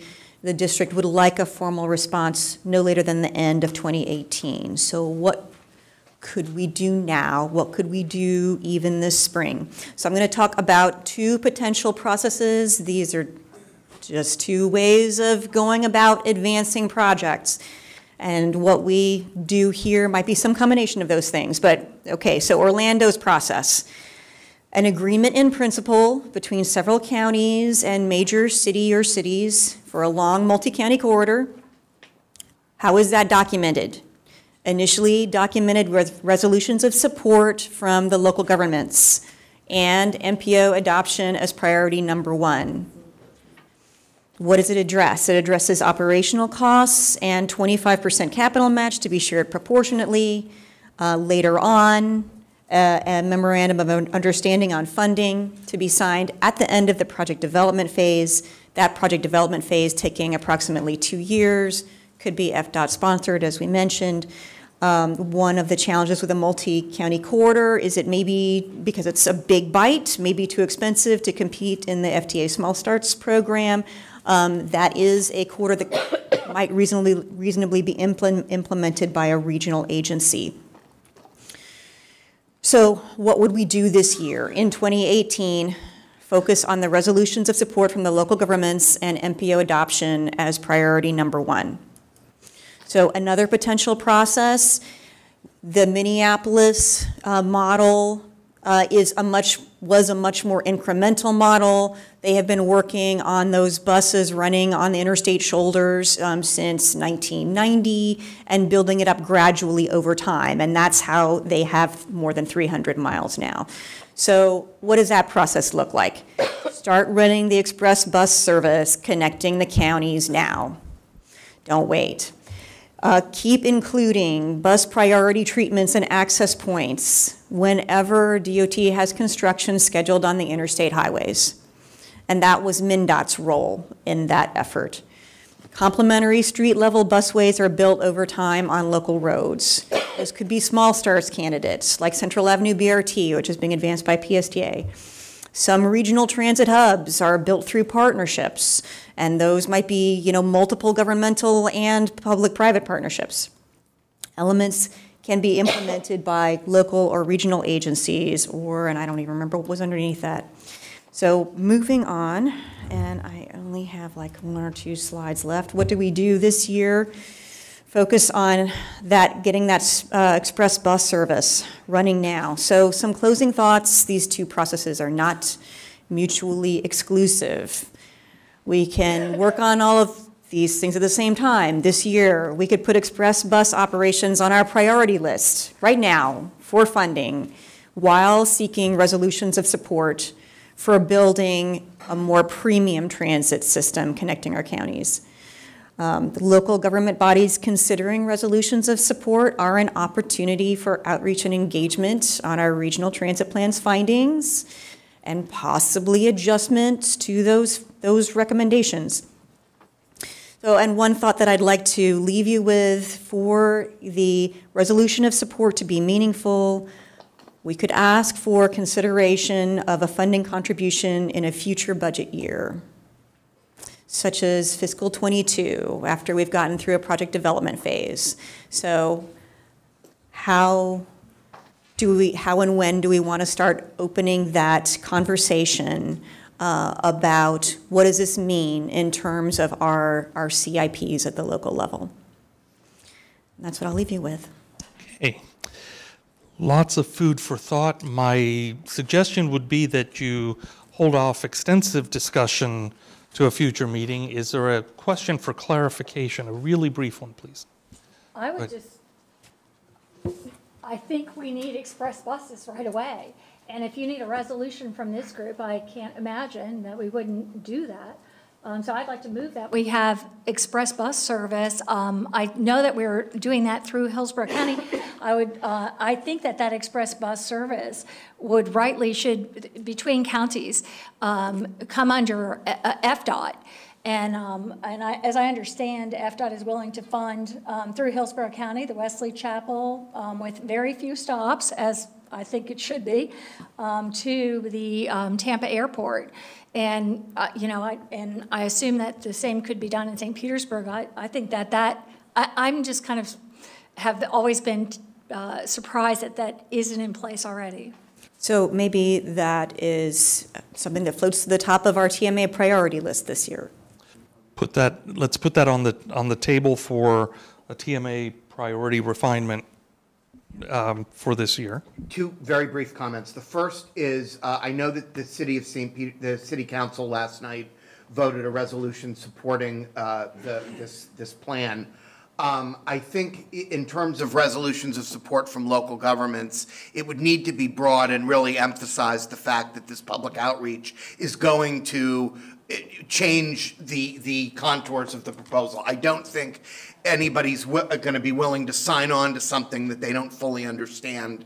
And judging from the City Council members' reactions, they are going to need a lot more information to feel comfortable signing on to something very concrete. The second thing is that I don't think it's difficult in principle to ask elected officials to make budget commitments for fiscal year '22. Okay. Any other quick comments or clarifications? Councilmember. Actually, thank you. There you go. Yeah. Just afraid. Commissioner. You have to hang on. Commissioner Long was like, "Don't talk with that thing on," which thank you. I agree with the express bus, but I have to say, and I'm certain that Commissioner Merman will agree with me, that it needs to be a joint HART and PSTA effort with regards. We are a TMA leadership group that's regional, so it's Pinellas, Pasco, and Hillsborough. Hey, hold on, I'm getting to you. I just got to you. Pinellas, Pasco, and Hillsborough. So I think the express bus concept absolutely needs to get started immediately. I believe all 3 directors of all 3 MPOs should be working on that project. So that way we can, because every one of us want to get to the airport. I'd like to get to the airport from Clearwater Beach down 60 to the airport via an elevated transit, but We'll get there someday. Maybe Elon will bring it to us. Okay, thank you. Can I just clarify real quick? Wait. Help me. I don't know how to do that. We did make a presentation last year to the TMA leadership group on the regional express bus network. Yes. Some of you may remember that presentation. I've also presented it in other forums. And I think that's a great suggestion for how we can get started. But that really is fundamentally the role of TBARTA. It is, I think, a challenge for PSTA and HART to take on regional express bus service in addition to all the local needs that they need to work on in each county. Doesn't mean they can't do it. And PSTA is starting an express service between St. Petersburg and downtown Tampa later this year. And so I think we've got some opportunities to build on, but I would love to see something like the Greensboro-Winston-Salem area does with the Piedmont Area Regional Transit Authority, where they operate a network of regional express bus that feeds into the Greensboro and Winston-Salem systems. And they're not the only example. So that's a great opportunity for us to begin working on now, and it's a relatively low-cost option that uses existing infrastructure as well. So thank you, Beth. Commissioner Kemp and then Commissioner Merman. I will point out that we have a presentation and a discussion coming right up on roles in the implementation of all of this. So if your comments and questions are about who should do some of this, whether it's Express Bus or one of the projects you've been discussing this morning, hold that until after the next presentation. Commissioner Kemp? Well, it's just commented on several times, so I think it follows the vein of the conversation, but I see no reason why HART wouldn't be doing the express bus in Hillsborough County, and I don't see really, and from Pinellas to the airport, why they wouldn't be doing, by PSTA wouldn't be doing that. It just would seem to me, I think you have a whole different situation when you talk about the Piedmont area. I think it's really important that we not confuse things and make this more difficult and put barriers in place like that. So I just like to make that. Commissioner Merman? I need to answer this because I, again, have been around here long enough that I know the history. Our HART board has been unwilling to enter into any kind of MOU with PSTA, formal MOU. And I've been one of the lone dissenters of that opinion. I think we should have more of a formal relationship between the two groups. I don't know what shape that is. I know our two boards have tried to work together in the past, but I think this particular item about having the express bus service really brings that up to the surface. And I think a strong resolution or vote from this board to support that would mean a lot going to both boards. Ray, if you want to head up, while you're doing that, I'd like to ask anyone who hasn't already spoken to the topics this morning, whatever they may be, if you have something to add that has not been said yet. If it has been said, feel free to pass. But if we haven't heard from you, I'll check in with you. Brad, anything to add to the whole conversation this morning, not including roles in transit provision? Because we're about to discuss those. Okay. Well, I would just like to clarify to some of the comments about why PSTA does not run a bus to the airport is because we don't have any money to run the bus to the airport. We don't have the buses to run to the airport. If the DOT would fund it, we would run it. Okay. That's my clear. comment. That's clear. Jeff, anything to add? None at this time. Joe, anything to add? I don't think you should let money and equipment get in the way of a good idea. I do have, I'm just kidding. Okay, go ahead. We had a really good celebration the last couple of days for our People Mover system, which was manufactured by Mitsubishi in Japan, and they do have lots of solutions for transportation. So I'm really excited about what that means and what it could mean as people see how that thing works and see how it could be translated into the rest of the region. I think it's a great time for us to be talking about these opportunities. Okay, thank you.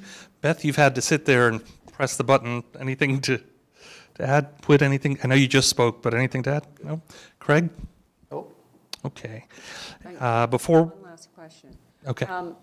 As I understand, several people talked to Mitsubishi while they were here, Mr. Lopano. I think I was around during one of those conversations that they may be interested in helping us with our transit needs here in the community as a private provider. And I think if you think that you feel that discussion can take place, that we direct Mr. Gwynn and Mr. Pringle to meet with them or talk to them and see what kind of relationship we can develop from that. Do you agree? Absolutely agree. I wish I could just somehow buy tickets for everybody and we'd go to their plant in Hiroshima, but I rode on a people mover that travels at 75 miles an hour. Automated, no driver, rubber wheel on a guideway. And the rubber wheel technologies is really cool because it can make sharper turns and climb steeper grades. It's a lot more flexible. But, and they're interested in making money, so they absolutely want to get in the U.S. market. They're after the shuttle cars that we have right now that go out to our air sides are made by Bombardier. They are really interested in taking that over, and we'll be bidding that work out in the next couple of years, so we'll be replacing those cars because they reach 1.5 million miles. So I would say yes, I think we should get as much input as we can at this board from people who have great ideas. They have a 10-mile people mover system that takes people out to an island in Tokyo Bay. I rode it. It's awesome. So Okay. fun to hear it. Gwynn, last brief word. Gwynn, I apologize, Secretary Gwynn. That's all right, you can call me that. So I just want to make, a couple people have talked about DOT, and I want to make sure we make clear what DOT's role is in transit. We are not a transit provider. We do not want to be the lead in this discussion of the transit. We'll be there to help support whatever is brought to us as ideas. But when you talk about public-private partnerships, TBARTA, the local transit agencies, they need to lead that conversation. We'll be there with help and funding where we can. If there's opportunities for us to help, we can, but I just want to make sure it's clear, we are not the lead transit provider for the area. And on that segue, Ray. Thank you. Commissioner Kemp, I'll start with you after Ray's presentation. Okay, before I start my presentation, I want to point out that I left this at your seat because the point I want to make is that one project is not going to solve all these problems. There is no silver bullet. So this is another project that's certainly complementary that deals with Florida and Tampa Street. It was mentioned by Councilman Cohen about how different governments can do things to support this. That absolutely is the way this needs to happen. I know we want to do everything at one time, but we need to be realistic. Your first car isn't a BMW or a Cadillac usually. It's something else, and we have to develop that culture of transit in this area. The real presentation that I have today is on an MOU that you have at your place that I distributed for you to look at. I'm going to kind of give you an overview of the purpose of that. So I appreciate the time to do this. We've proposed this and we want to be inclusive with all the agencies like the MPOs that are involved. I think one thing up front you have to remember is the legislature did create TBARTA for this purpose, and we need funding from them, obviously, but I think that they're going to be more oriented toward doing something like that if it has the support of the local community to have this regional entity dealing with transit. The MOU that's in front of you really reflects the spirit and intent of that legislation in 2017 that was passed that repurposed TBARTA into focus as a regional transit authority rather than general transportation. At the highest level, the MOU formulates the collaborative partnership that's necessary, absolutely, between TBARTA and the MPOs and the transit agencies in the region. The MOU acknowledges that forward progress with regional transit requires a group effort and active engagement and approval by multiple governing boards. It's important that we work together. Specifically, the MOU outlines the process of going forward to plan, implement, and operate whatever comes out of this recommended catalyst project, whatever form that ends up being after the public input and input from elected officials. Namely, at this point, it's a form of bus rapid transit meeting Gold Star criteria.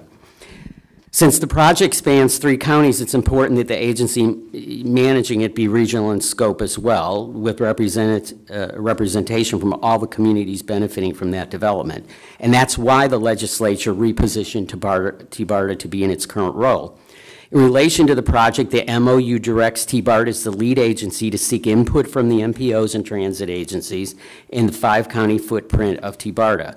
It requires TBARTA to seek concurrence from the MPOs and transit agencies in Pasco, Hillsborough, and Pinellas counties before advancing to implement the project. In other words, whatever we do needs to appear in the MPO plans in order to get federal funding. On a practical level, TBARTA would assume responsibility to, as is stated in the legislation, to plan, implement, and operate regional transit, including the project that comes out of the RTFP.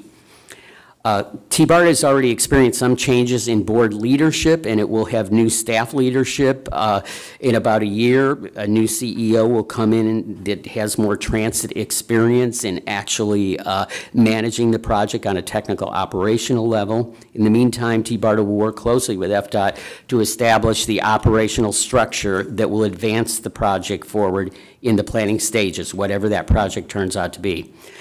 You've asked questions about whether the MOU gives TBARTA new authority, or put another word, takes authority away from any other signatories, any of the signatories. The answer is no to that. What's clear through this MOU is that TBARTA's ability to implement comes solely from the collaborative partnership it creates with its regional partners. And that partnership must be based on trust, which has to be earned. Agreeing to the MOU publicly reinforces our alignment on the importance of a regional approach to transit and formalizes that partnership that's necessary for us to be successful. And I will try to answer any questions you have on this. Okay, Commissioner Kemp was first, and press your button if you have other questions or comments.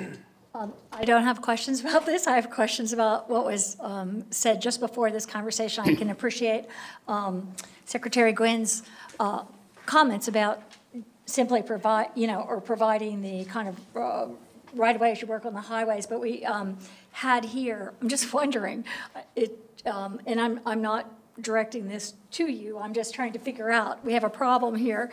And it kind of stuns me that we're talking about all this other big vision stuff and everything else, and somehow we seem to not be able to figure out, and we don't have to figure out how to do it right here, but that we can't figure out how to get an express bus from downtown St. Petersburg to the airport.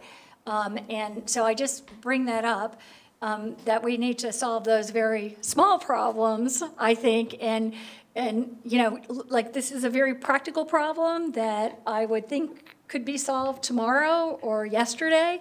And so I would like to raise my concerns about that because I don't see how we do a big vision for the region when we can't do even small things like that. Secondly, I'd like to say that from everything I know, the federal funding for anything will be predicated on what the corridor, what is traveling there now. This is not a strong corridor and our express buses are not typically strong. So I'm just raising that. I think it's important. Okay. Secretary Gwynn, Commissioner Caudill, and Joe. FDOT, and I believe in our current 5-year work program, we have about $80 million for public transportation. We've been a strong partner to the local agencies, to the transit. We provide everything that we possibly can. We have certain things we have to do by law and other things that we can't do by law. The piece of the puzzle that we dance around and that the federal government looks at is, what are the local agencies going to commit to provide? Are you going to operate and maintain a system? Are you going to provide 25% capital cost? While we're going through this whole process and we're ready to enter to the PD&E phase, the project development phase, that really is your critical element, the local funding. That unlocks everything else. To date, we've not gotten any indication that there is an appetite for local funding. When that comes around, it opens up a lot more opportunities. Right now, we're looking to try to do something that we can do. I would say that if there was a strong local commitment for a dedicated funding source of a much larger number, then certainly that could, increase the opportunities that are out there, but we have not seen that yet. But we're doing a lot. DOT is providing a lot of funding and will continue to do so, but as I said, we are not the lead on the transit side. We are a partner on the transit side. Okay, Councilmember Caudell. There we go. That is correct, and thank you, Secretary, for clarifying that. The Senate bill changed the structure of TBARDA. So TBARDA now is the authority, and I'm sure Commissioner Long will back me on this. The TMA is the structure of the MPOs. We need that TMA leadership and the direction of TBARDA to move forward, not only in the state, but in the federal level. And so because of that process, they are not the transit agency. They are the provider of whatever the product is, whether it's rubber tire, which is what we're talking about today, whether it's working with CSX, whether it's water transit, whether it's elevated transit, Uber, Lyft, van pool. TBARDA's got a robust van pool that they continue to, I used to sit on the TBARDA board, so I know about the efforts that we make with our community on van pool projects. So I think what we need to do is give this board, I think our district secretary is looking for the direction from this board, like Commissioner Merman just explained, to provide direction if we want to do a regional bus service, a transit regional bus service, it needs to go under the direction of TBARDA working for that and us to move that forward as a region. And the TMA responsibility is bringing together the one voice on all the MPOs that report to TBARDA. I hope I would think that our directors would agree that's what we need to do to go forward so that we can make our transit providers productivity seamless throughout all of this area. This area is beautiful. We all need to continue to go forward, whether it's P3s or, I hear a lot about in the bigger picture from the federal level, Florida's a donor state. We need to stop being a donor state. We need to bring the products here. Our current president just aligned a Florida person with Amtrak and a very strong CPA to try to move projects through Florida. We need to get busy in our region so that we can stay with the continuity with Jacksonville, Miami, and Orlando, and the rest of the state. Thank you. Joe? Thank you. I'm in violent agreement with everything that everybody's saying about a bus to the airport. Or something. Yeah, I mean, or something. I mean, I remember, and you folks probably remember me saying this, when we got a nonstop flight to Zurich, I said, we can get a nonstop flight to Zurich, but we can't get a bus to downtown. And I've been saying that for 6 years. So I would ask Ray or the Heart Board, PSTA, if the state is willing to match some amount of money that you guys can come up with, please try to bring back to this meeting next month maybe, here's the most I can do. Now, I know you're gonna have a bus to the airport, right? Here's the most we can come up with in our budget. And then we can all agree on, okay, can the state help us? Can anybody else help us? Because I think it's a joke that we don't have a bus to the airport. It's really an embarrassment.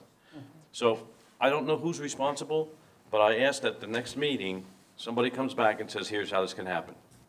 Please? Thank you. Okay. Brad, you looked like you were about to press your button next, and then Commissioner Mariano.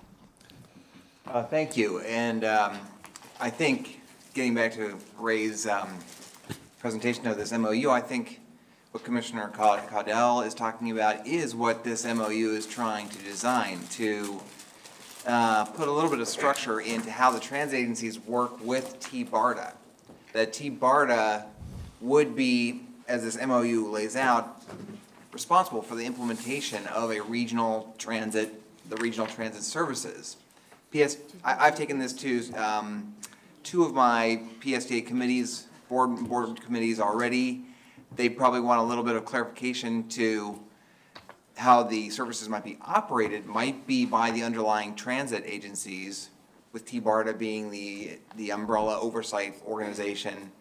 But to Joe's point about we are prepared to come and present what we can do. We want later this year to implement some service to the airport, but it's only with the available resources that we've got. It won't be as good as it could be with additional services. So I think with this sort of umbrella or a strengthened T-BARDA regional perspective, we can get the DOT to see us and provide more resources and make it even better. Okay, thank you. Commissioner Mariano. You're on. You're on. Secretary Gwynn says DOT is going to assist us. So we've got to do the heavy lifting somewhere along the way. I think part of the reason we're a donor state, we don't have the rail. We don't use it, especially our region here, and it's talked about many times. We've got a huge opportunity in front of us, and we haven't even negotiated with CSX to find out what the numbers are. I mean, the values of Orlando land compared to what it is in Hernando and Pasco, and maybe some of the rural areas, it's a whole world of difference. And how are you going to pay for it? Tax increment financing, that type of program, is the best way to go do it. If we're going to do this as a region, to me, the bus thing, maybe that's why T-BARDA should be a lead agency for this. But I think somehow Hart, PSTA, Pasco, and even Hernando, anything along that rail, we need to get someone to be able to buy one ticket, get on that bus, and no matter where they're going to go, that bus ticket's good for everywhere. That's what's going to help us come together as a region. But the express bus, everywhere that we're pushing, if we're going to push that in front of the rail, I think we're making a huge mistake in trying to get federal money, no matter what the rubber tire plan comes up down the road. And everything should be worked around that spine, which is the rail, and then from there, let's go work the bus plan. Okay. Any other comments or questions to Ray on what he outlined, and particularly, does that make sense to all of you? Joe? And are you comfortable, you understand the legislation? Joe? Thank you. Well, this isn't specifically about Ray, but I want to try to advance my plea. I will tell you that the new rental car center that we just opened has a huge transit curbside, which is now being served by Hart, 4 different lines. But we built it with the idea that we would get some kind of transit to the airport, and that's been built into our system.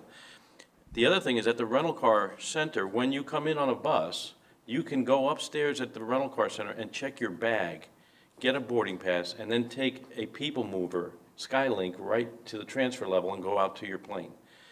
It's ready. We're operating it right now. So I don't know if I can do this, but I'd like to host this group for the next meeting at the airport and show you the system and show you the curbsides, and then maybe we can all get excited about at least doing that one thing. If it's, I don't have cameras and lights like you guys have, but. We actually have only been meeting in this room for 2 meetings, so okay. I'll defer to staff on that. I saw some heads nod.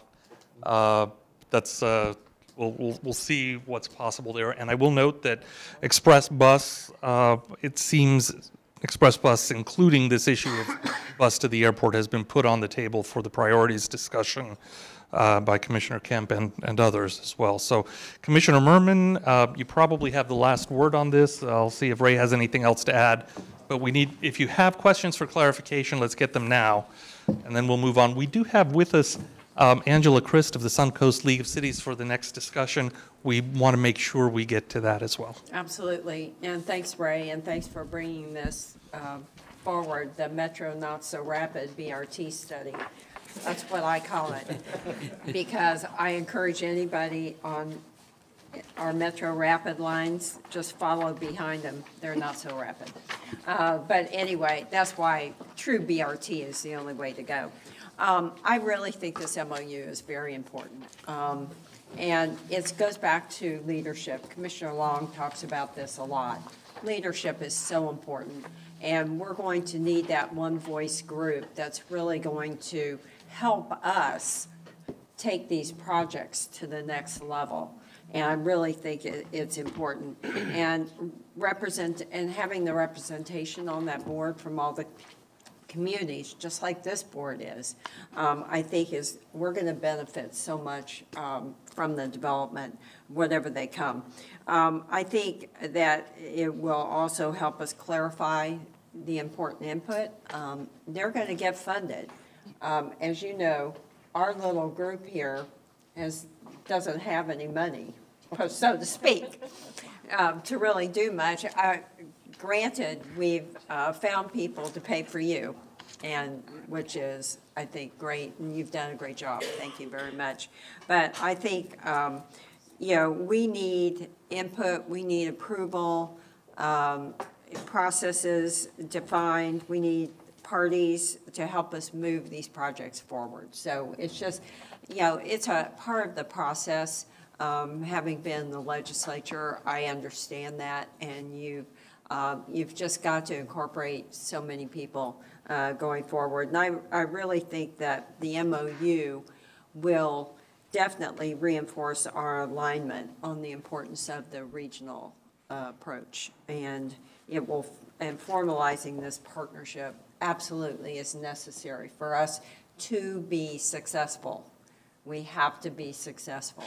At the end of the day, we're going to be held accountable for what comes up and what doesn't come up. So thank you, and I'm definitely supporting it. Okay, right, Commissioner, briefly? I'd like to speak to the local funding piece again. I've done this in the past, but in this state of Florida, I keep hoping that we'll have a presentation on this. There's only 2 counties that support their transit systems through a set-aside dedicated ad valorem tax. That's it. Hillsborough and Pinellas, and we underfund our transit systems more than anyone else in the state and more than anyone else in the nation for metro areas our size. There's only 1 county in the state of Florida that actually has a sales tax set aside for supporting transit. That's Miami-Dade, a ½ cent. That's it. They just started it in the late 90s. So what do the other counties do? How do they support their transit systems? Palm Beach County, Broward County, huge transit systems. Orlando, Orange, all those. They do it with county-wide funds. And instead, in Pinellas and Hillsborough, we look at our county-wide ad valorem tax set-aside as a cap instead of a floor or a starting point. In Hillsborough County this year, we appropriated $2.3 million more in operating funds from our countywide funds for our system. And I think that that is one of the important legs. I know in Pinellas County, you have far more tourist tax than we have in Hillsborough County. We have 25 million, you have 54 million. I would urge, you know, the other thing is in Pinellas, you have 1/3 of the footprint that we have in Hillsborough County to cover. And in Hillsborough County, we only do a $0.5 million compared to Pinellas's $0.75 million. So I think, and I asked specifically, I know Commissioner Long with looking at the Pinellas County budgets, when I hear that somehow there is a problem between anything, and I want to make clear that at heart, we are starting, and I can't believe it wasn't before, but we are going to be running bus service from Wesley Chapel to the airport. So I think that there's got to be a way to get some kind of funding source. And as I said, we funded, which I thought was just a drop in the bucket, but $2.3 million out of countywide funds for operating this year. I'd like to see it go up a lot, but it's just one of the sources that we should be starting at, like every other county in Florida does. Okay, thank you. Ray, anything to add? The only thing I want to remind the board is there's 2 legislative pieces that are going on right now. One is $1 million to fund doing a regional transit development plan that can bring these other projects into this Catalyst project. And the second is a source of money that local governments can match of $25 million from the Florida Rail Fund that existed, that Dana Young has sponsored this bill. So both of these are still alive in the legislature and will be critical toward helping us in financing things in the future if they pass. Thank you. Okay, thank you. I just have a quick housekeeping piece Sure. on the MOU, since the MOU was brought up. Press your microphone button, please. Okay, there we go. Just a quick I just noticed in the MOU, since the MOU was brought up, at the end of the paragraph 1 of the parties, if we could just, and I know it's just a little bit of a wordsmith item, but I do think that because of where this MOU is going to go, I think when at the end where it says Forward Pinellas in brackets, we need to put Pinellas MPO in brackets because the Pasco and the Hillsborough MPOs are in bracketed well as defined. So Okay. I just think that needs to be added to the MOU. Thank you. Okay, thank you. Commissioner Mariano, your light is still on. Just one quick question. Commissioner Kim, the line that's going to run from Wesley Chapel to the airport, how is that going to travel? It's going to travel, and I'm very glad. They're calling it the 275LX, but because 275, they know, and think they know that's why this line was made 42 miles, to try and get numbers up. But it won't get the ridership it needs. If it just went down 275, it would be another unsuccessful express bus like we've had so many times before. So instead it's running through from Wesley Chapel in through Bruce B. Downs on what was already set aside. A lane was already built down Bruce B. Downs to accommodate a bus-only lane, but has never been used. Through the university, and then it goes over and across to 275. But that is it is going to go down through that part. Okay, thanks. Okay, thank you. And Commissioner Merman, your light's on, or are you just, okay. All right, thank you all. Again, an ongoing discussion that you will continue at subsequent meetings. The next item on the agenda is the TMA outreach strategy, and there are a couple of pieces to that we definitely want to get to. One is, given the state of your discussion today, what is and isn't realistic for you as a board? We'll have some talking points about that. First, we have with us Angela Christ and I apologize. Okay, from the Suncoast League of Cities, among other institutions. Yes. So if you... Thank you very much. Right ahead. So I think it's good afternoon, almost. Good morning, good afternoon, members. Thank you for the opportunity to speak. I'm the Executive Director for the Suncoast League of Cities, and Heather Gracie is our current president. She's a commissioner within the city of Dunedin. So I found your conversation really interesting today, and I'm glad to have the opportunity to sit through the discussions.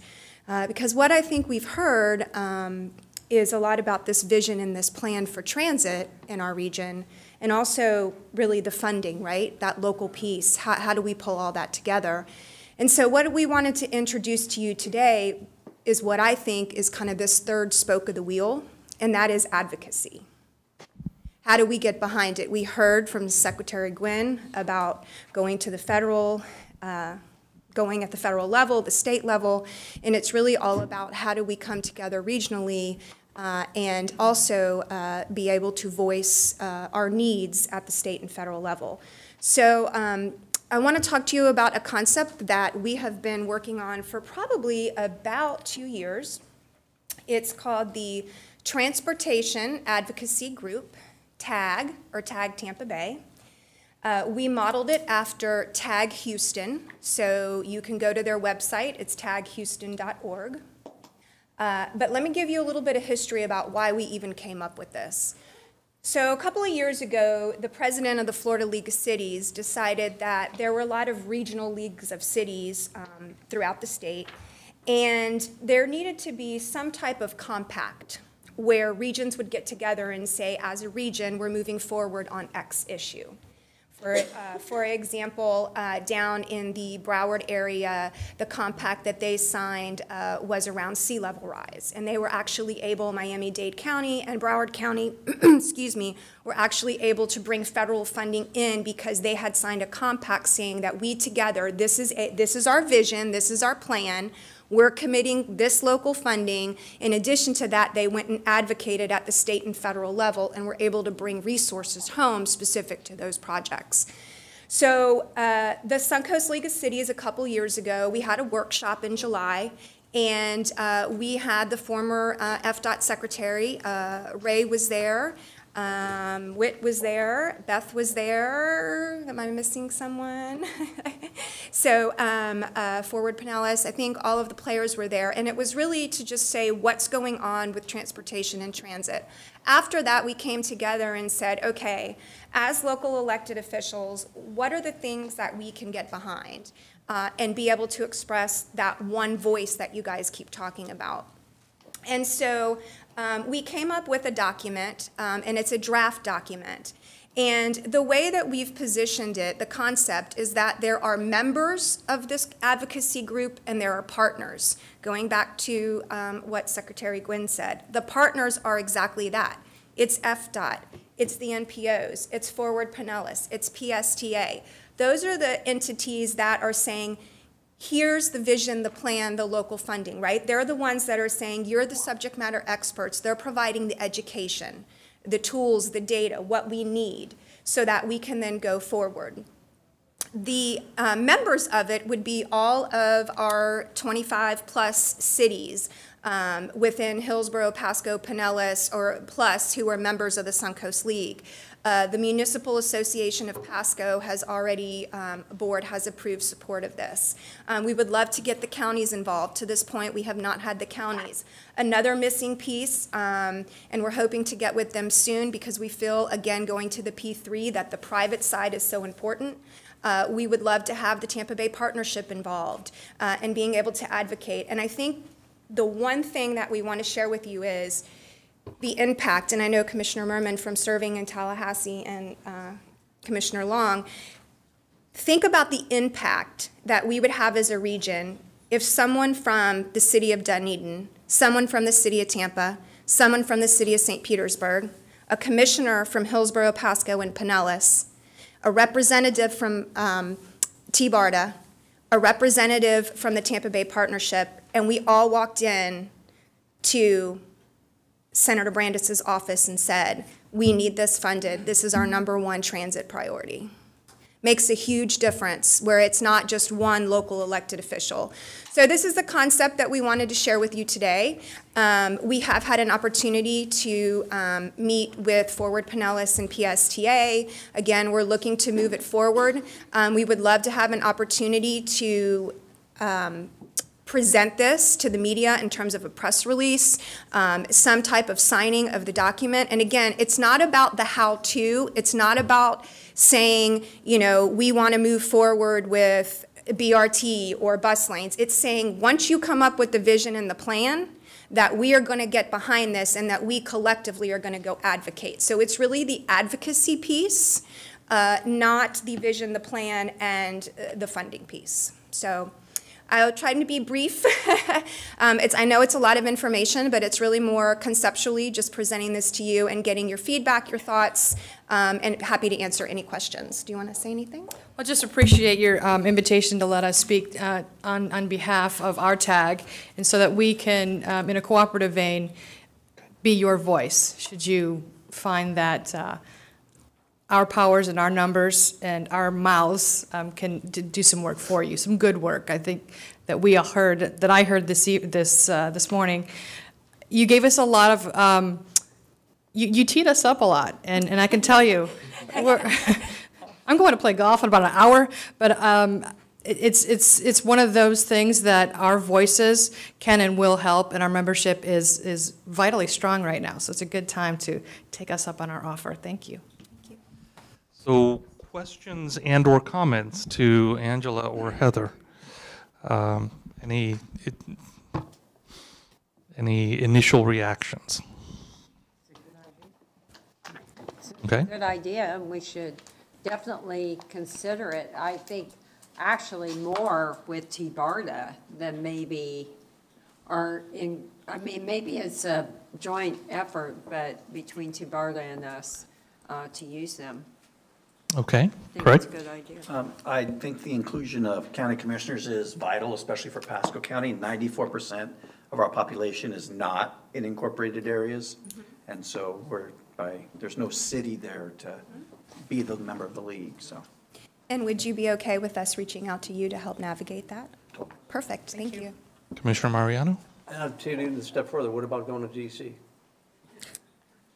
Going to DC? Oh, absolutely. In terms of, you mean collectively? Absolutely. That's what we're saying, is that we're hoping that what we do, that if we could do that, the Florida League of Cities, I even know Florida Association of Counties. We're slated to go in October. Yeah. May and October, so it's a good idea. Yes. I'm going to be attending NACO's up in, I guess, next month. Yes. So. Okay. Commissioner Turinga? I would only be supportive. What a great opportunity for all of us, particularly when we want to talk with one voice, and now we want to get that communication out. Okay. So how do you continue this conversation? Obviously, this board is still sort of working through its collective sense of the substantive direction. Do you want to continue coordinating with staff to see what the appropriate time is to? Yeah, I think so. I mean, again, it was really the introduction of this, and to see if there is buy-in and support for it. And I think the next step would be continuing working with staff, but also the individual organizations. Although we've met with PSTA and we've met with Forward Pinellas, we still need to go back to TBARTA and HART and others to make sure that, you know, they're a part of this as well. So we would continue to work with WIT. Okay. Okay. Is that comfortable for everyone? Yes. Okay, I'm seeing heads nod, Okay. so. I would just make a suggestion. Really Yes, quick. please. Make sure- Oh, you press your microphone button, please. And, I'm not used to these microphones. There we go. Just a quick suggestion. In your outreach efforts, be sure to include TBARTA and TMA's board members. You know, you might find that there are ones that are on those boards that are eager to join you. Great, thank you. Will do. okay. Thanks. Thank you both very much. Thank you. Thank you. For the rest of the, well, go ahead. I'm sorry. Is there I didn't see a light. Go ahead. Before, Angela and Heather, I think there was one more comment. Go ahead. I was merely going to suggest that you might want to coordinate with the Florida Association of Counties, because they have a big advocacy group as well. Thank you. I apologize. Just a quick agenda note. The additional identification of additional projects we can do carefully and making sure that it's transparent for discussion at the next meeting, possibly due between now and the next meeting, and the updates will hold. So I think Whit has the floor, and we'll wrap up after this discussion in all probability. Go ahead. Thank you. I'll be real brief. I'm here really just to maybe spark a conversation about an outreach strategy. This is not in any way definitive or determined, but maybe it'll give us a good starting point. And I feel like I first had to maybe start with what are our outreach goals in 2018 for the TMA leadership group. And this is really for this body, but it certainly is complementary of all the other activities that we're doing.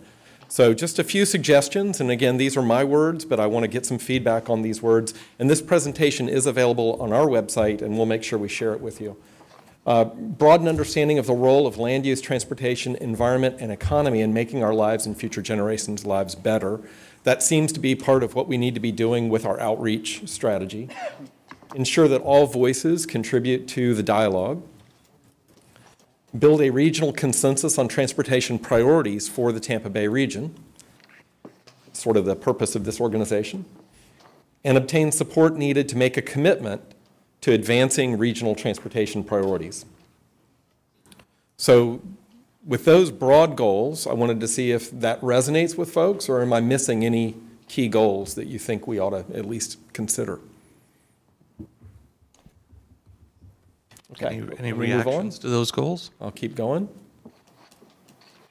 So we, as a TMA, and I think Commissioner Merman mentioned it, we don't have a lot of money, but what we do is we pool our resources at the MPO level, and we use staff resources and partner with other entities. So one suggestion here for our outreach methods is that we integrate with the ongoing Tampa Bay Next process and with the development of the MPO long-range transportation plans.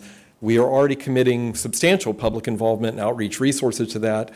In our county, we're aligning with PSTA to ensure that we have an integrated development of the community bus plan and our long-range transportation plan. And as you all know, we are looking at that tri-county long-range transportation plan that will then be supplemented by the county-specific transportation components. Complementary communications with TBARTA. TBARTA also has an outreach and regional discussion that it's having, so that makes sense. Using social media and in various forums to share information and solicit feedback, and I think today many of you referenced case studies, whether they be in Charlotte or whether they be in Minneapolis or in other communities. We can use social media through the MPO process to highlight regional efforts that are working in other areas and maybe where they're not working so well so we can learn from them. This body has also talked about having joint presentations to county commissions, cities, et cetera, and I think that's where Angela Christ's suggestion of working with TAG Tampa Bay could really be an excellent resource for that. We're happy to start doing those and scheduling those meetings whenever you are ready. And then certainly engagement of local community and business groups. Yesterday I met with an economic development group with Commissioner Eggers in Oldsmar to have this conversation and get their input, and we got a very productive dialogue from the folks in Oldsmar, so they are very much part of this process, and we will continue to do that, whether it's at chambers or economic development organizations. So I've put together a few talking points, and boy, I'm really out on a limb here, but I think one challenge I have is that to have talking points of the TMAs, we have to have consensus. And I'm not sure quite there yet, so I'm looking for talking points that maybe we can all agree on, and then we can expand on these. So I'll just start and wade through here. So one is that the Tampa Bay region is growing rapidly and needs a transportation network that enables sustained and inclusive economic development with opportunities for everybody. And I don't expect a reaction on individual ones, but we can come back to anyone. Housing and transportation directly influence the Tampa Bay area's economic success and quality of life. The average household spends 60% of their income on transportation and housing. It should be around 45% to be affordable. So we have a housing and transportation cost challenge in Tampa Bay. Each city and county in the region, however that region is defined, contributes in unique and valuable ways to the region's vitality. And any transportation system that we develop has to respect that. As a result, the broad vision for regional transportation must reflect distinctive character, markets, and demand for transit. We have different travel markets. We have an airport travel market, we have a downtown travel market, we have a suburban travel market. We need to recognize that that's part of the equation and needs different types of solutions tailored to each. I was on a roll last night. Tampa Bay needs a wide range of transportation strategies to meet the growing needs of our diverse region. A long-term vision with priority projects, well-defined roles, and clear action steps is necessary for success. Growth areas, whether they are new greenfields or older urban redevelopment, need a well-connected network of transportation options. It's not just one project, it's a network. Successful transit depends on walkable neighborhoods, districts, centers, or corridors. And I've heard that sentiment expressed throughout our conversations, whether you like the Catalyst project or not. Last slide, I promise, on talking points. We should advance multiple transit projects that serve needs of different markets, and that sentiment was expressed here earlier by many of you. Transit requires many partners to work. We need to identify our best partnerships. And you got to start somewhere, or you got to believe. Tug McGraw had it right. Funding commitment can define a priority Catalyst project to demonstrate how transit can meet our shared goals. And I think that's whether we define the Catalyst project as it's been presented or it's something else, you have to start somewhere and you have to make it successful. And if it's short and successful, that's almost as good as being long and successful, but it needs to be something you have certainty that it can be successful. And local funding, and I think this is really critical, should leverage the best use of state, federal, and private dollars.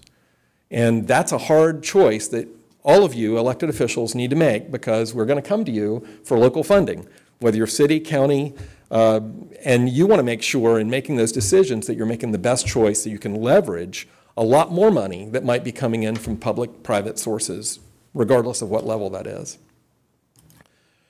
So I'll skip over what might be potential regional projects. I think Beth laid that out really well, but I can go back to any of those talking points if you would like, but what I would like to do is email those out to you, have you think about them, provide some feedback. I don't expect you to act on them in the fly, but I think we need to start thinking about what these talking points might be.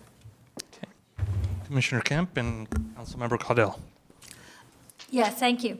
I do believe that there is, I mean, what I would like to see included in that is premium transit with dedicated right-of-way. And the premium transit options that we have, again, are rail or dedicated BRT or ferries are also considered premium transit and dedicated right-of-way under federal guidelines. So anyway, I'd like to make sure, because somehow this visionary premium transit study turned into premium being taken out of it, and that means something very specific in terms of dedicated right-of-way. So I'd like that to be in there as something that we would aspire to. Okay, thank you. Well, to take care of all modes, I think. Sorry, not I you, always forget actually. this. I think that you're going to do Yeah. that. So that's my problem, I'm sorry. There we Okay, go. there we go. To cover Whit's presentation as it relates to what our strategies are in the TMA, I think we've discussed this, that we all agree, that all modes or omnimodal modes of transit will be considered. But we also need to realize that we have to get to the state and the federal dollars. And in order to get to the state and federal dollars, we have to work with some of the products that we already have that are being used throughout the country. So we really can't jump to all our modes yet, but we certainly need to be very clear and concise as it's outlined in this presentation so that we can get to the state and federal dollars.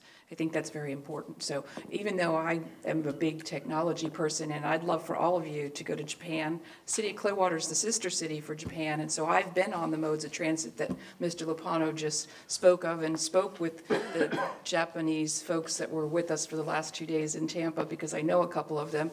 I think it's important that we realize we have to at least get ourselves to the state and the federal funding by being very clear and concise and following the guidelines that our directors, whether it be Beth or Whit, and I have not yet our other PASCO director, but I look forward to meeting with you.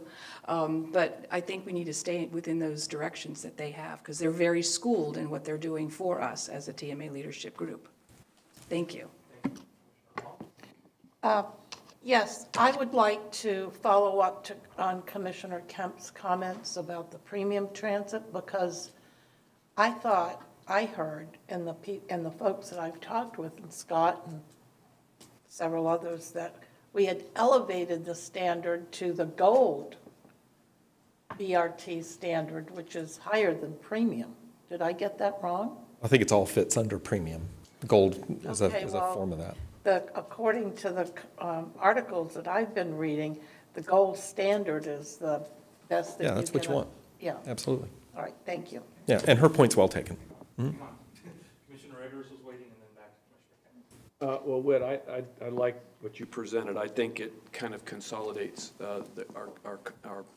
our task ahead because I was trying to think of a descriptive way to comment, but I think of an hourglass which has an upward and a downward or two different directions, and in the middle, the sand must flow. And I think about the upward being the external, you know, our federal, our state, any partnership discussions that have to occur, and then the downward funnel more about our conversation with our public and our outreach. I'm hearing we're going to talk through the summer.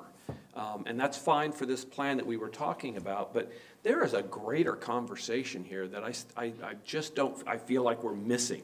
The conversations that we're having today around this table are just so critically important. And, you know, I'm telling you right now, you go talk to 100 people on the streets and not one of them has any clue what we're talking about. We have to take that message out loud and clear. But it all comes back to that middle piece that keeps the sand flowing, whether it's upward or downward, and that is that we have to have some consensus as we move forward. And we have been working hard on that for the last year. And all of a sudden, I feel like, you know, we are taking a path that is, I don't even know what we're going to do now. I mean, Scott was supposed to take a message out to the public, and it was about the suggestion that was brought forward before.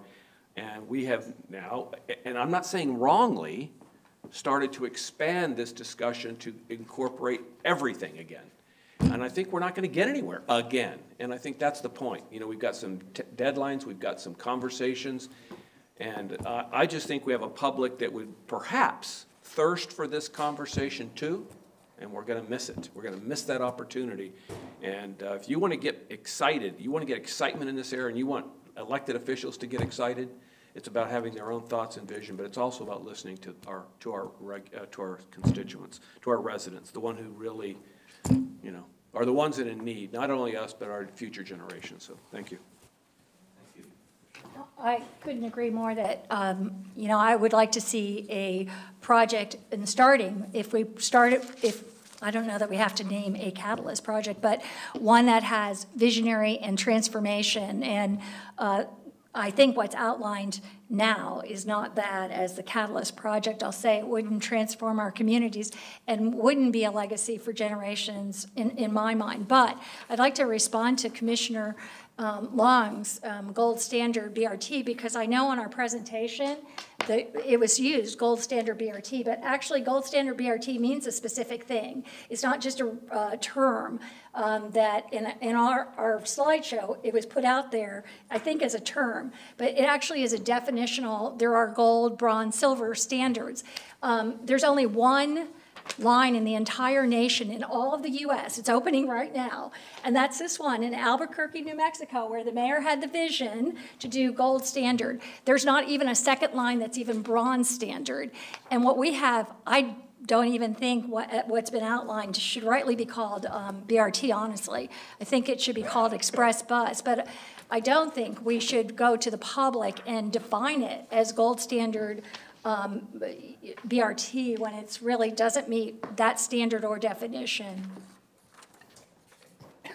Okay, any other comments or questions to Whit about what he suggested as talking points? I think he's suggesting you take them, think about them, and come back maybe at the next meeting with some thoughts about whether those work. Yeah, I think what we really need to figure out is how do we align with whether it's the next 6 months or the next year of what Jacobs is going to be doing with outreach.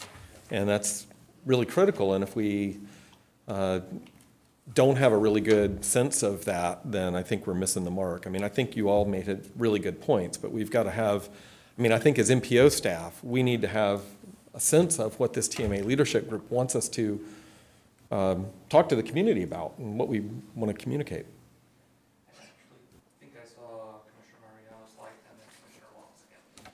When I look at one of the handouts with the Affordable BRT article by the Tampa Bay Business Journal, if he thinks that it's not a good idea right now, what is he going to say when he finds out the costs weren't even attributed to the shoulders that are crafted? So somehow we've got to get our numbers together and our actual numbers together, what they really are, and look at the other options that are out there, whether it be connecting to 41 or 75 for the Pasco line going across, and really looking at that US 41 corridor. And the other thing, as far as in the funding that's going to be requested for the communities, as you bring out, it's going to be real hard for Pasco folks to get behind this thing when I get one bus line that's going to come from 275 getting through. You're touching 1/10 of our county for like less than 2 or 3 miles.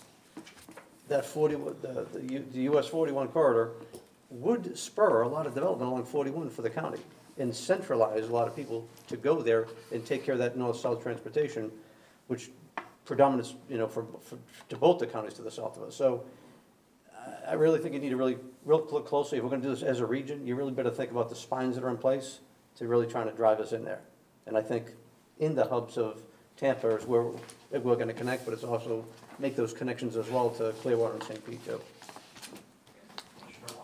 Yeah, and I thank you. I just feel the need to be very clear about the point that I'm trying to make, especially for Whit and the MPO members.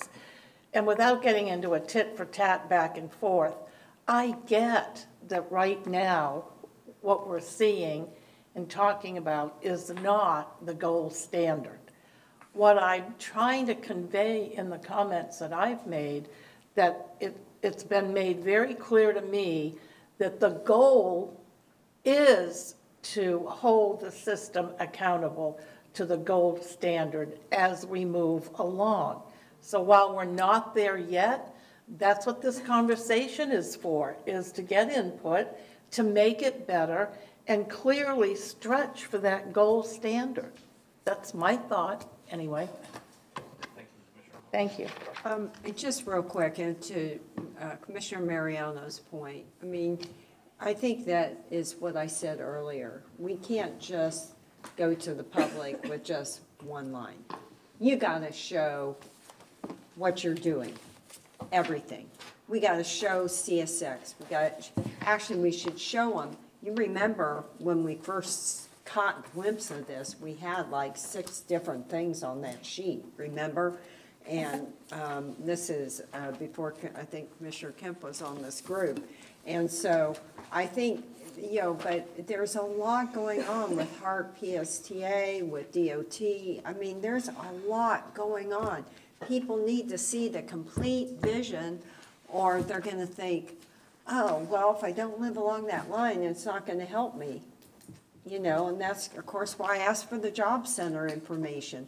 We need to find out, like all these people that work at West Shore, downtown, St. Pete, you know, over here, Caroline, and all these different areas, where are they coming from? You know, so that's my point.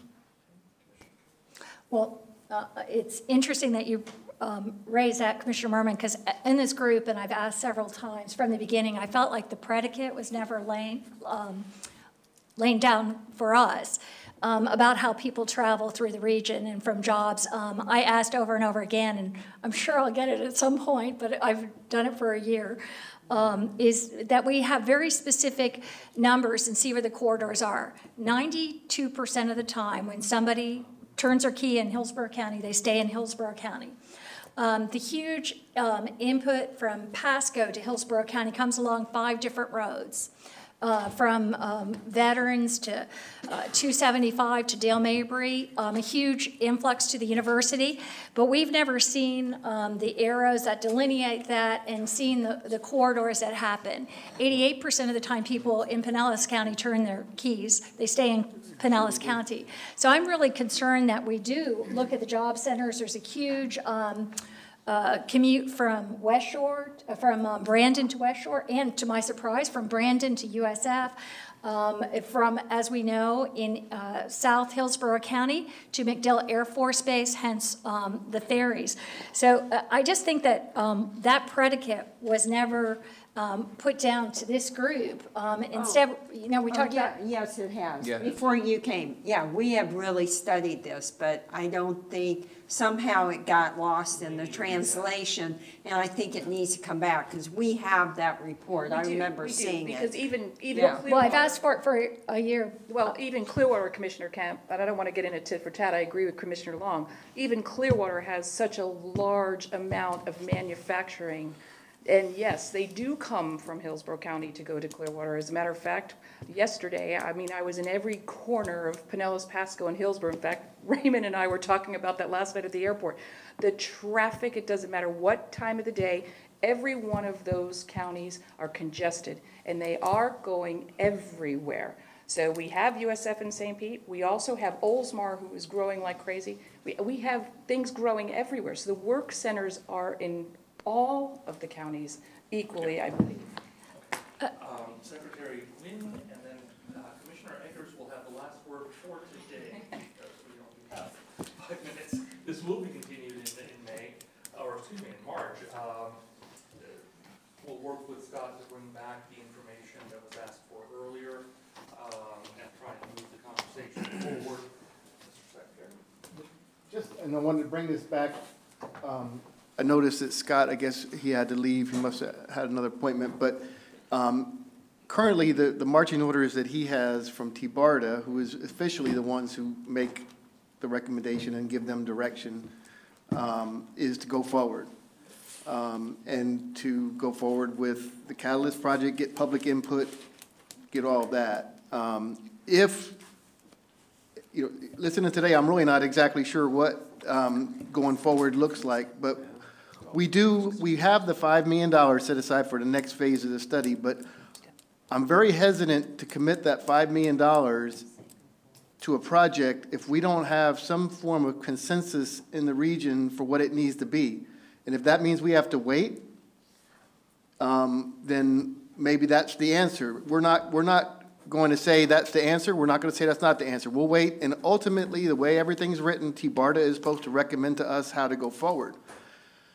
But I'd hate to take $5 million, put it on a project, and then find out that we can't even get the local agencies to commit to fund those, because when we go to the federal government, you got a 2-year window. When you start that study, you got a 2-year window to convince FTA to put you on the list along with the Albuquerques and the Chicagos and everybody else that wants the money. And if they look down here and see that we don't have some consensus, we wasted $5 million and we're back to the same place we were with the other 60 studies that we've done with nothing.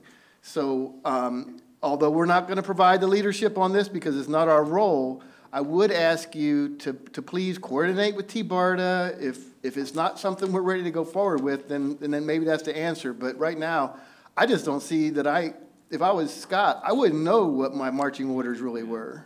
I agree. So that's all I had to say on that. You know, after that comment, and I totally support you 100% in your comment, your observation.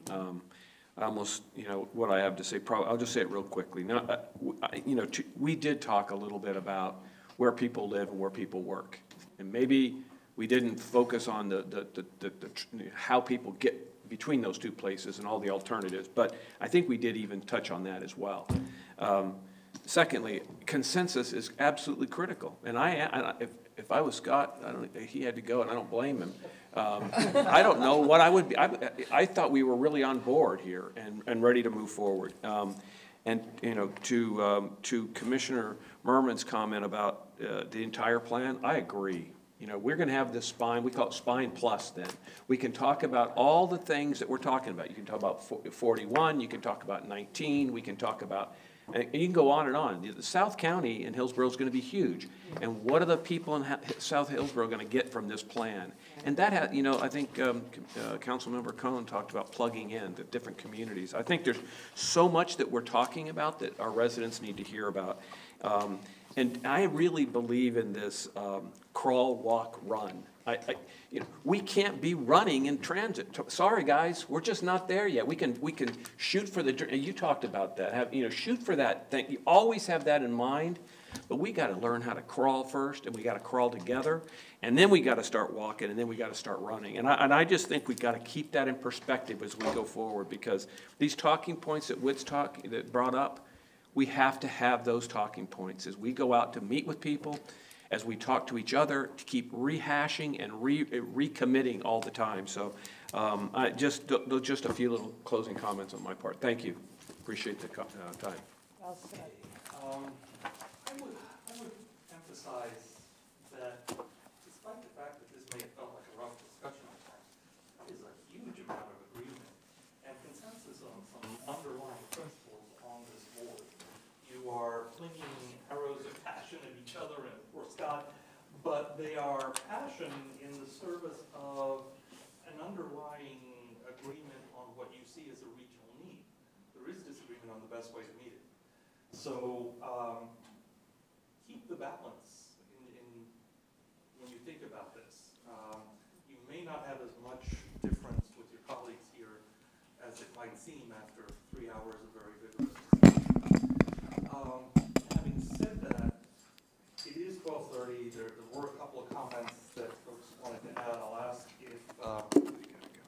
if they're essential for this meeting or could be taken up at the next meeting. You will be having continued discussions in this venue and others, and hopefully moving those things forward. Commissioner Kemp and Councilmember Caudell, did you want to add anything? You both. I mean, it's up to you. I do think there needs to be a lot more clarified moving forward. And to Commissioner Merman's earlier points, I just don't think it's, I'd ask for 12-mile examination, things like that. So if we were to move this forward now, I do not know what Scott would talk about, but I just think we need to take a pause myself and be thinking about what we do want to move forward. Okay, and for what it's worth, having spoken to Scott before he left, the intention is to bring back the information you requested for the March meeting. It is sort of in the analysis they've done. It may or may not have been explicit, but he's going to do his level best to bring back information that addresses all of the concerns that have been raised today. And again, you can work with that information and draw your own conclusions, but the effort is there to bring it to you. Council member. Thank you, Raphael, and thank you for the managing the meeting. It's very important. And you've been managing it for us for many years. With that said, and we need to listen to what our district secretary, David Gwen, just said to us. So I think it's important before our March meeting that we empower our 3 directors who were very eager to make it work. I think they work very hard to make it work. So let's have them go back to our home boards, be that Hillsborough, Pinellas, and Pasco boards. And we all know that we worked hard for one voice. And I think we owe it to District 7 and to the state and to the federal level to come back with a clear and concise message. I believe the projects that we spoke of here today are all very important. But we do have to realize that this project that we hired Jacobs for is really the project that I think we need to be going forward with, and with an outreach to the public. I definitely echo my commissioner's concerns about public outreach and the Hillsborough County Commissioner's concerns about public outreach. It's very, very important. How many other folks think they want to comment? I see some lights, but they're not blinking. Are you blinking? Just say yes or no. I hit mine, yeah. Okay. Commissioner Merman? He was first. Okay, yeah, okay. Are there any other comments? Okay, I keep opening the door a little bit wider because it's an important conversation, and I know you all want to say what you think needs to be heard before you leave, and I also want to respect time. So at this point, I'll take Commissioner Mariano's comment and then Commissioner Merman's, and I think we'll wrap up there. You can expect communication, email communication about topics for the next meeting. Between now and the next meeting, keep abreast of what happens. And I'd like to say, I think Jacobs should be here all the way through these meetings. I don't think they should be leaving out at any time, and I think that should be relayed to them. Other thing, we talked a lot about jobs as far as connecting, et cetera. The attractions, I think, are also just as critical, whether it be Busch Gardens, whether it be the airport, wherever, the beaches, et cetera. All those things people want to get to. So as well as jobs are important, when you get people driving down to a beach back and forth or down a Channel Side, et cetera, all that's traffic. That affects everything else around it as well. So I think that's equally as important, moving people around. And I'll just say with Pasco County, to make sure that we get in the game, and you've heard Commissioner Starkey talk about, we've looked at that 54 corridor, we talked about elevated expressway, it went down big time. People won't pay a lot of money to go travel back and forth, but somehow we got those ways to go north-south, we gotta try to find a way to make it work. The 41 corridor, I'm just gonna say it one more time, it's a way to connect Pasco up, and I think it's gonna be a way to connect Hernando, who's also looking for it. And with all the development going on with Tampa, I think with Jeff Finnick and all the great things that's going on down there, they're gonna wanna see people get in there nice and easy. And that is an ideal way to go do it for a spine coming forward. So if you had to say, how would you build it in? I'd say to get Pasco in the game, you really want to take a look at that. It's the center part of the county. It's a major force to go down there. And if people, we don't want to say bus, right? People don't want to ride a bus. They'll ride the train. It's a lot more hip, it's a lot more cool, and it's a lot more permanent. And that's what's going to get to the development. So when Pasco County's got the mobility fees in place, we can look at taking money that's going to be gone onto those corridors from a half a mile out, as the studies show. We can put that money into it without affecting our tax base and getting the people fired up. The other thing is, if we're going to go that way, we renew our penny for Pasco again in 2024. That's 7 years away or so, or a little bit closer. At that point in time, we can actually implement that. Maybe 20% of some of the funds we've got right now is transportation. Maybe we trigger that too. And again, I think we're going to be a key piece to make this whole go. And if we're going to talk a regional, I think we all need to be here. Okay, thank you. I wanted to clarify, I have been for the public outreach from the beginning, since it's been asked. But all this information we've asked for today can be done at the same time. I mean, it's not I think we keep thinking it's got to be one or the other, or this or that. I think the public outreach needs to go forward and start to get the feedback from the public. And I think that's just critically important for me right now, you know, in making my decision, you know, for the next phase. Okay, on that note, thank you all. I think the meeting moved the conversation forward. I hope at some point soon you all get to a point where it's a comfortable conversation, but it is moving forward. I'll note one other thing. To the degree that if you have reservations about one or another of the possible catalyst projects, it is extremely helpful to put those forward, whether at meetings or between meetings, in a way that staff and the team can respond to. It's one thing, and I think that was done today. So there is information coming back to you. You'll, again, draw your own conclusions from it. But if there's a reservation, think about what would help you think about that issue and ask for it. It can be done while the public comment is being solicited, and I think staff and the team would make every effort to provide it. So thank you, and we'll see you all in March.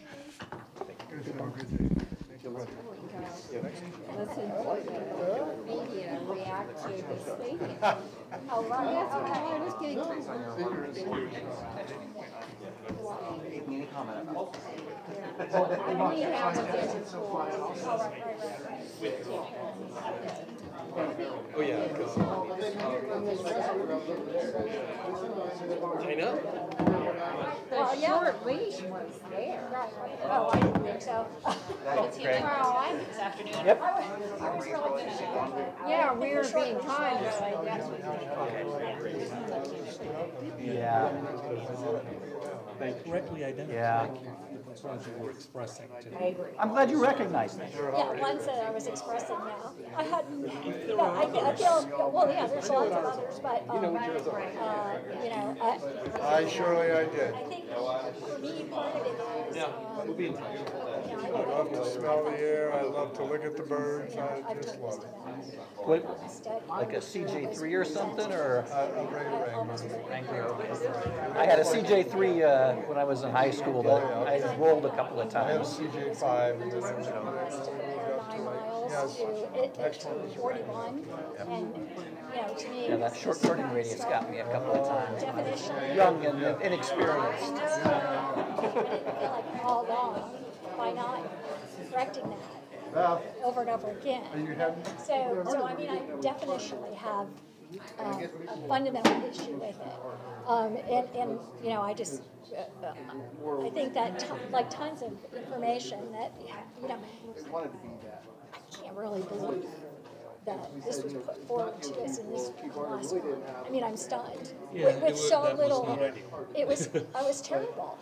For me, it was. Honestly, it made me feel like very disrespected and very taken as like I didn't have any.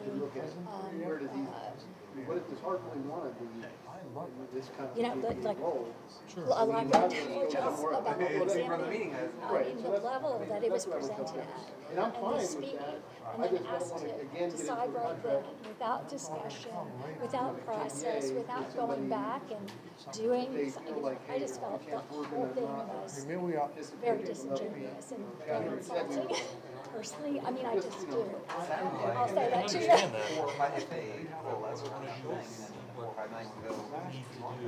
And I appreciate that, and I'm not trying to, and I noticed that twice people said tap for tap, but I was never a tap for tap for me. I mean, and I don't feel uncomfortable. I know people said comfort level. I'm like, okay. Yeah, and I understand that. I'm not because I like to bite. I'm just trying, you know, but I need to have a level that's way beyond what we're looking at. How they think about how they travel. Right now, To look at 41-mile option on my trips.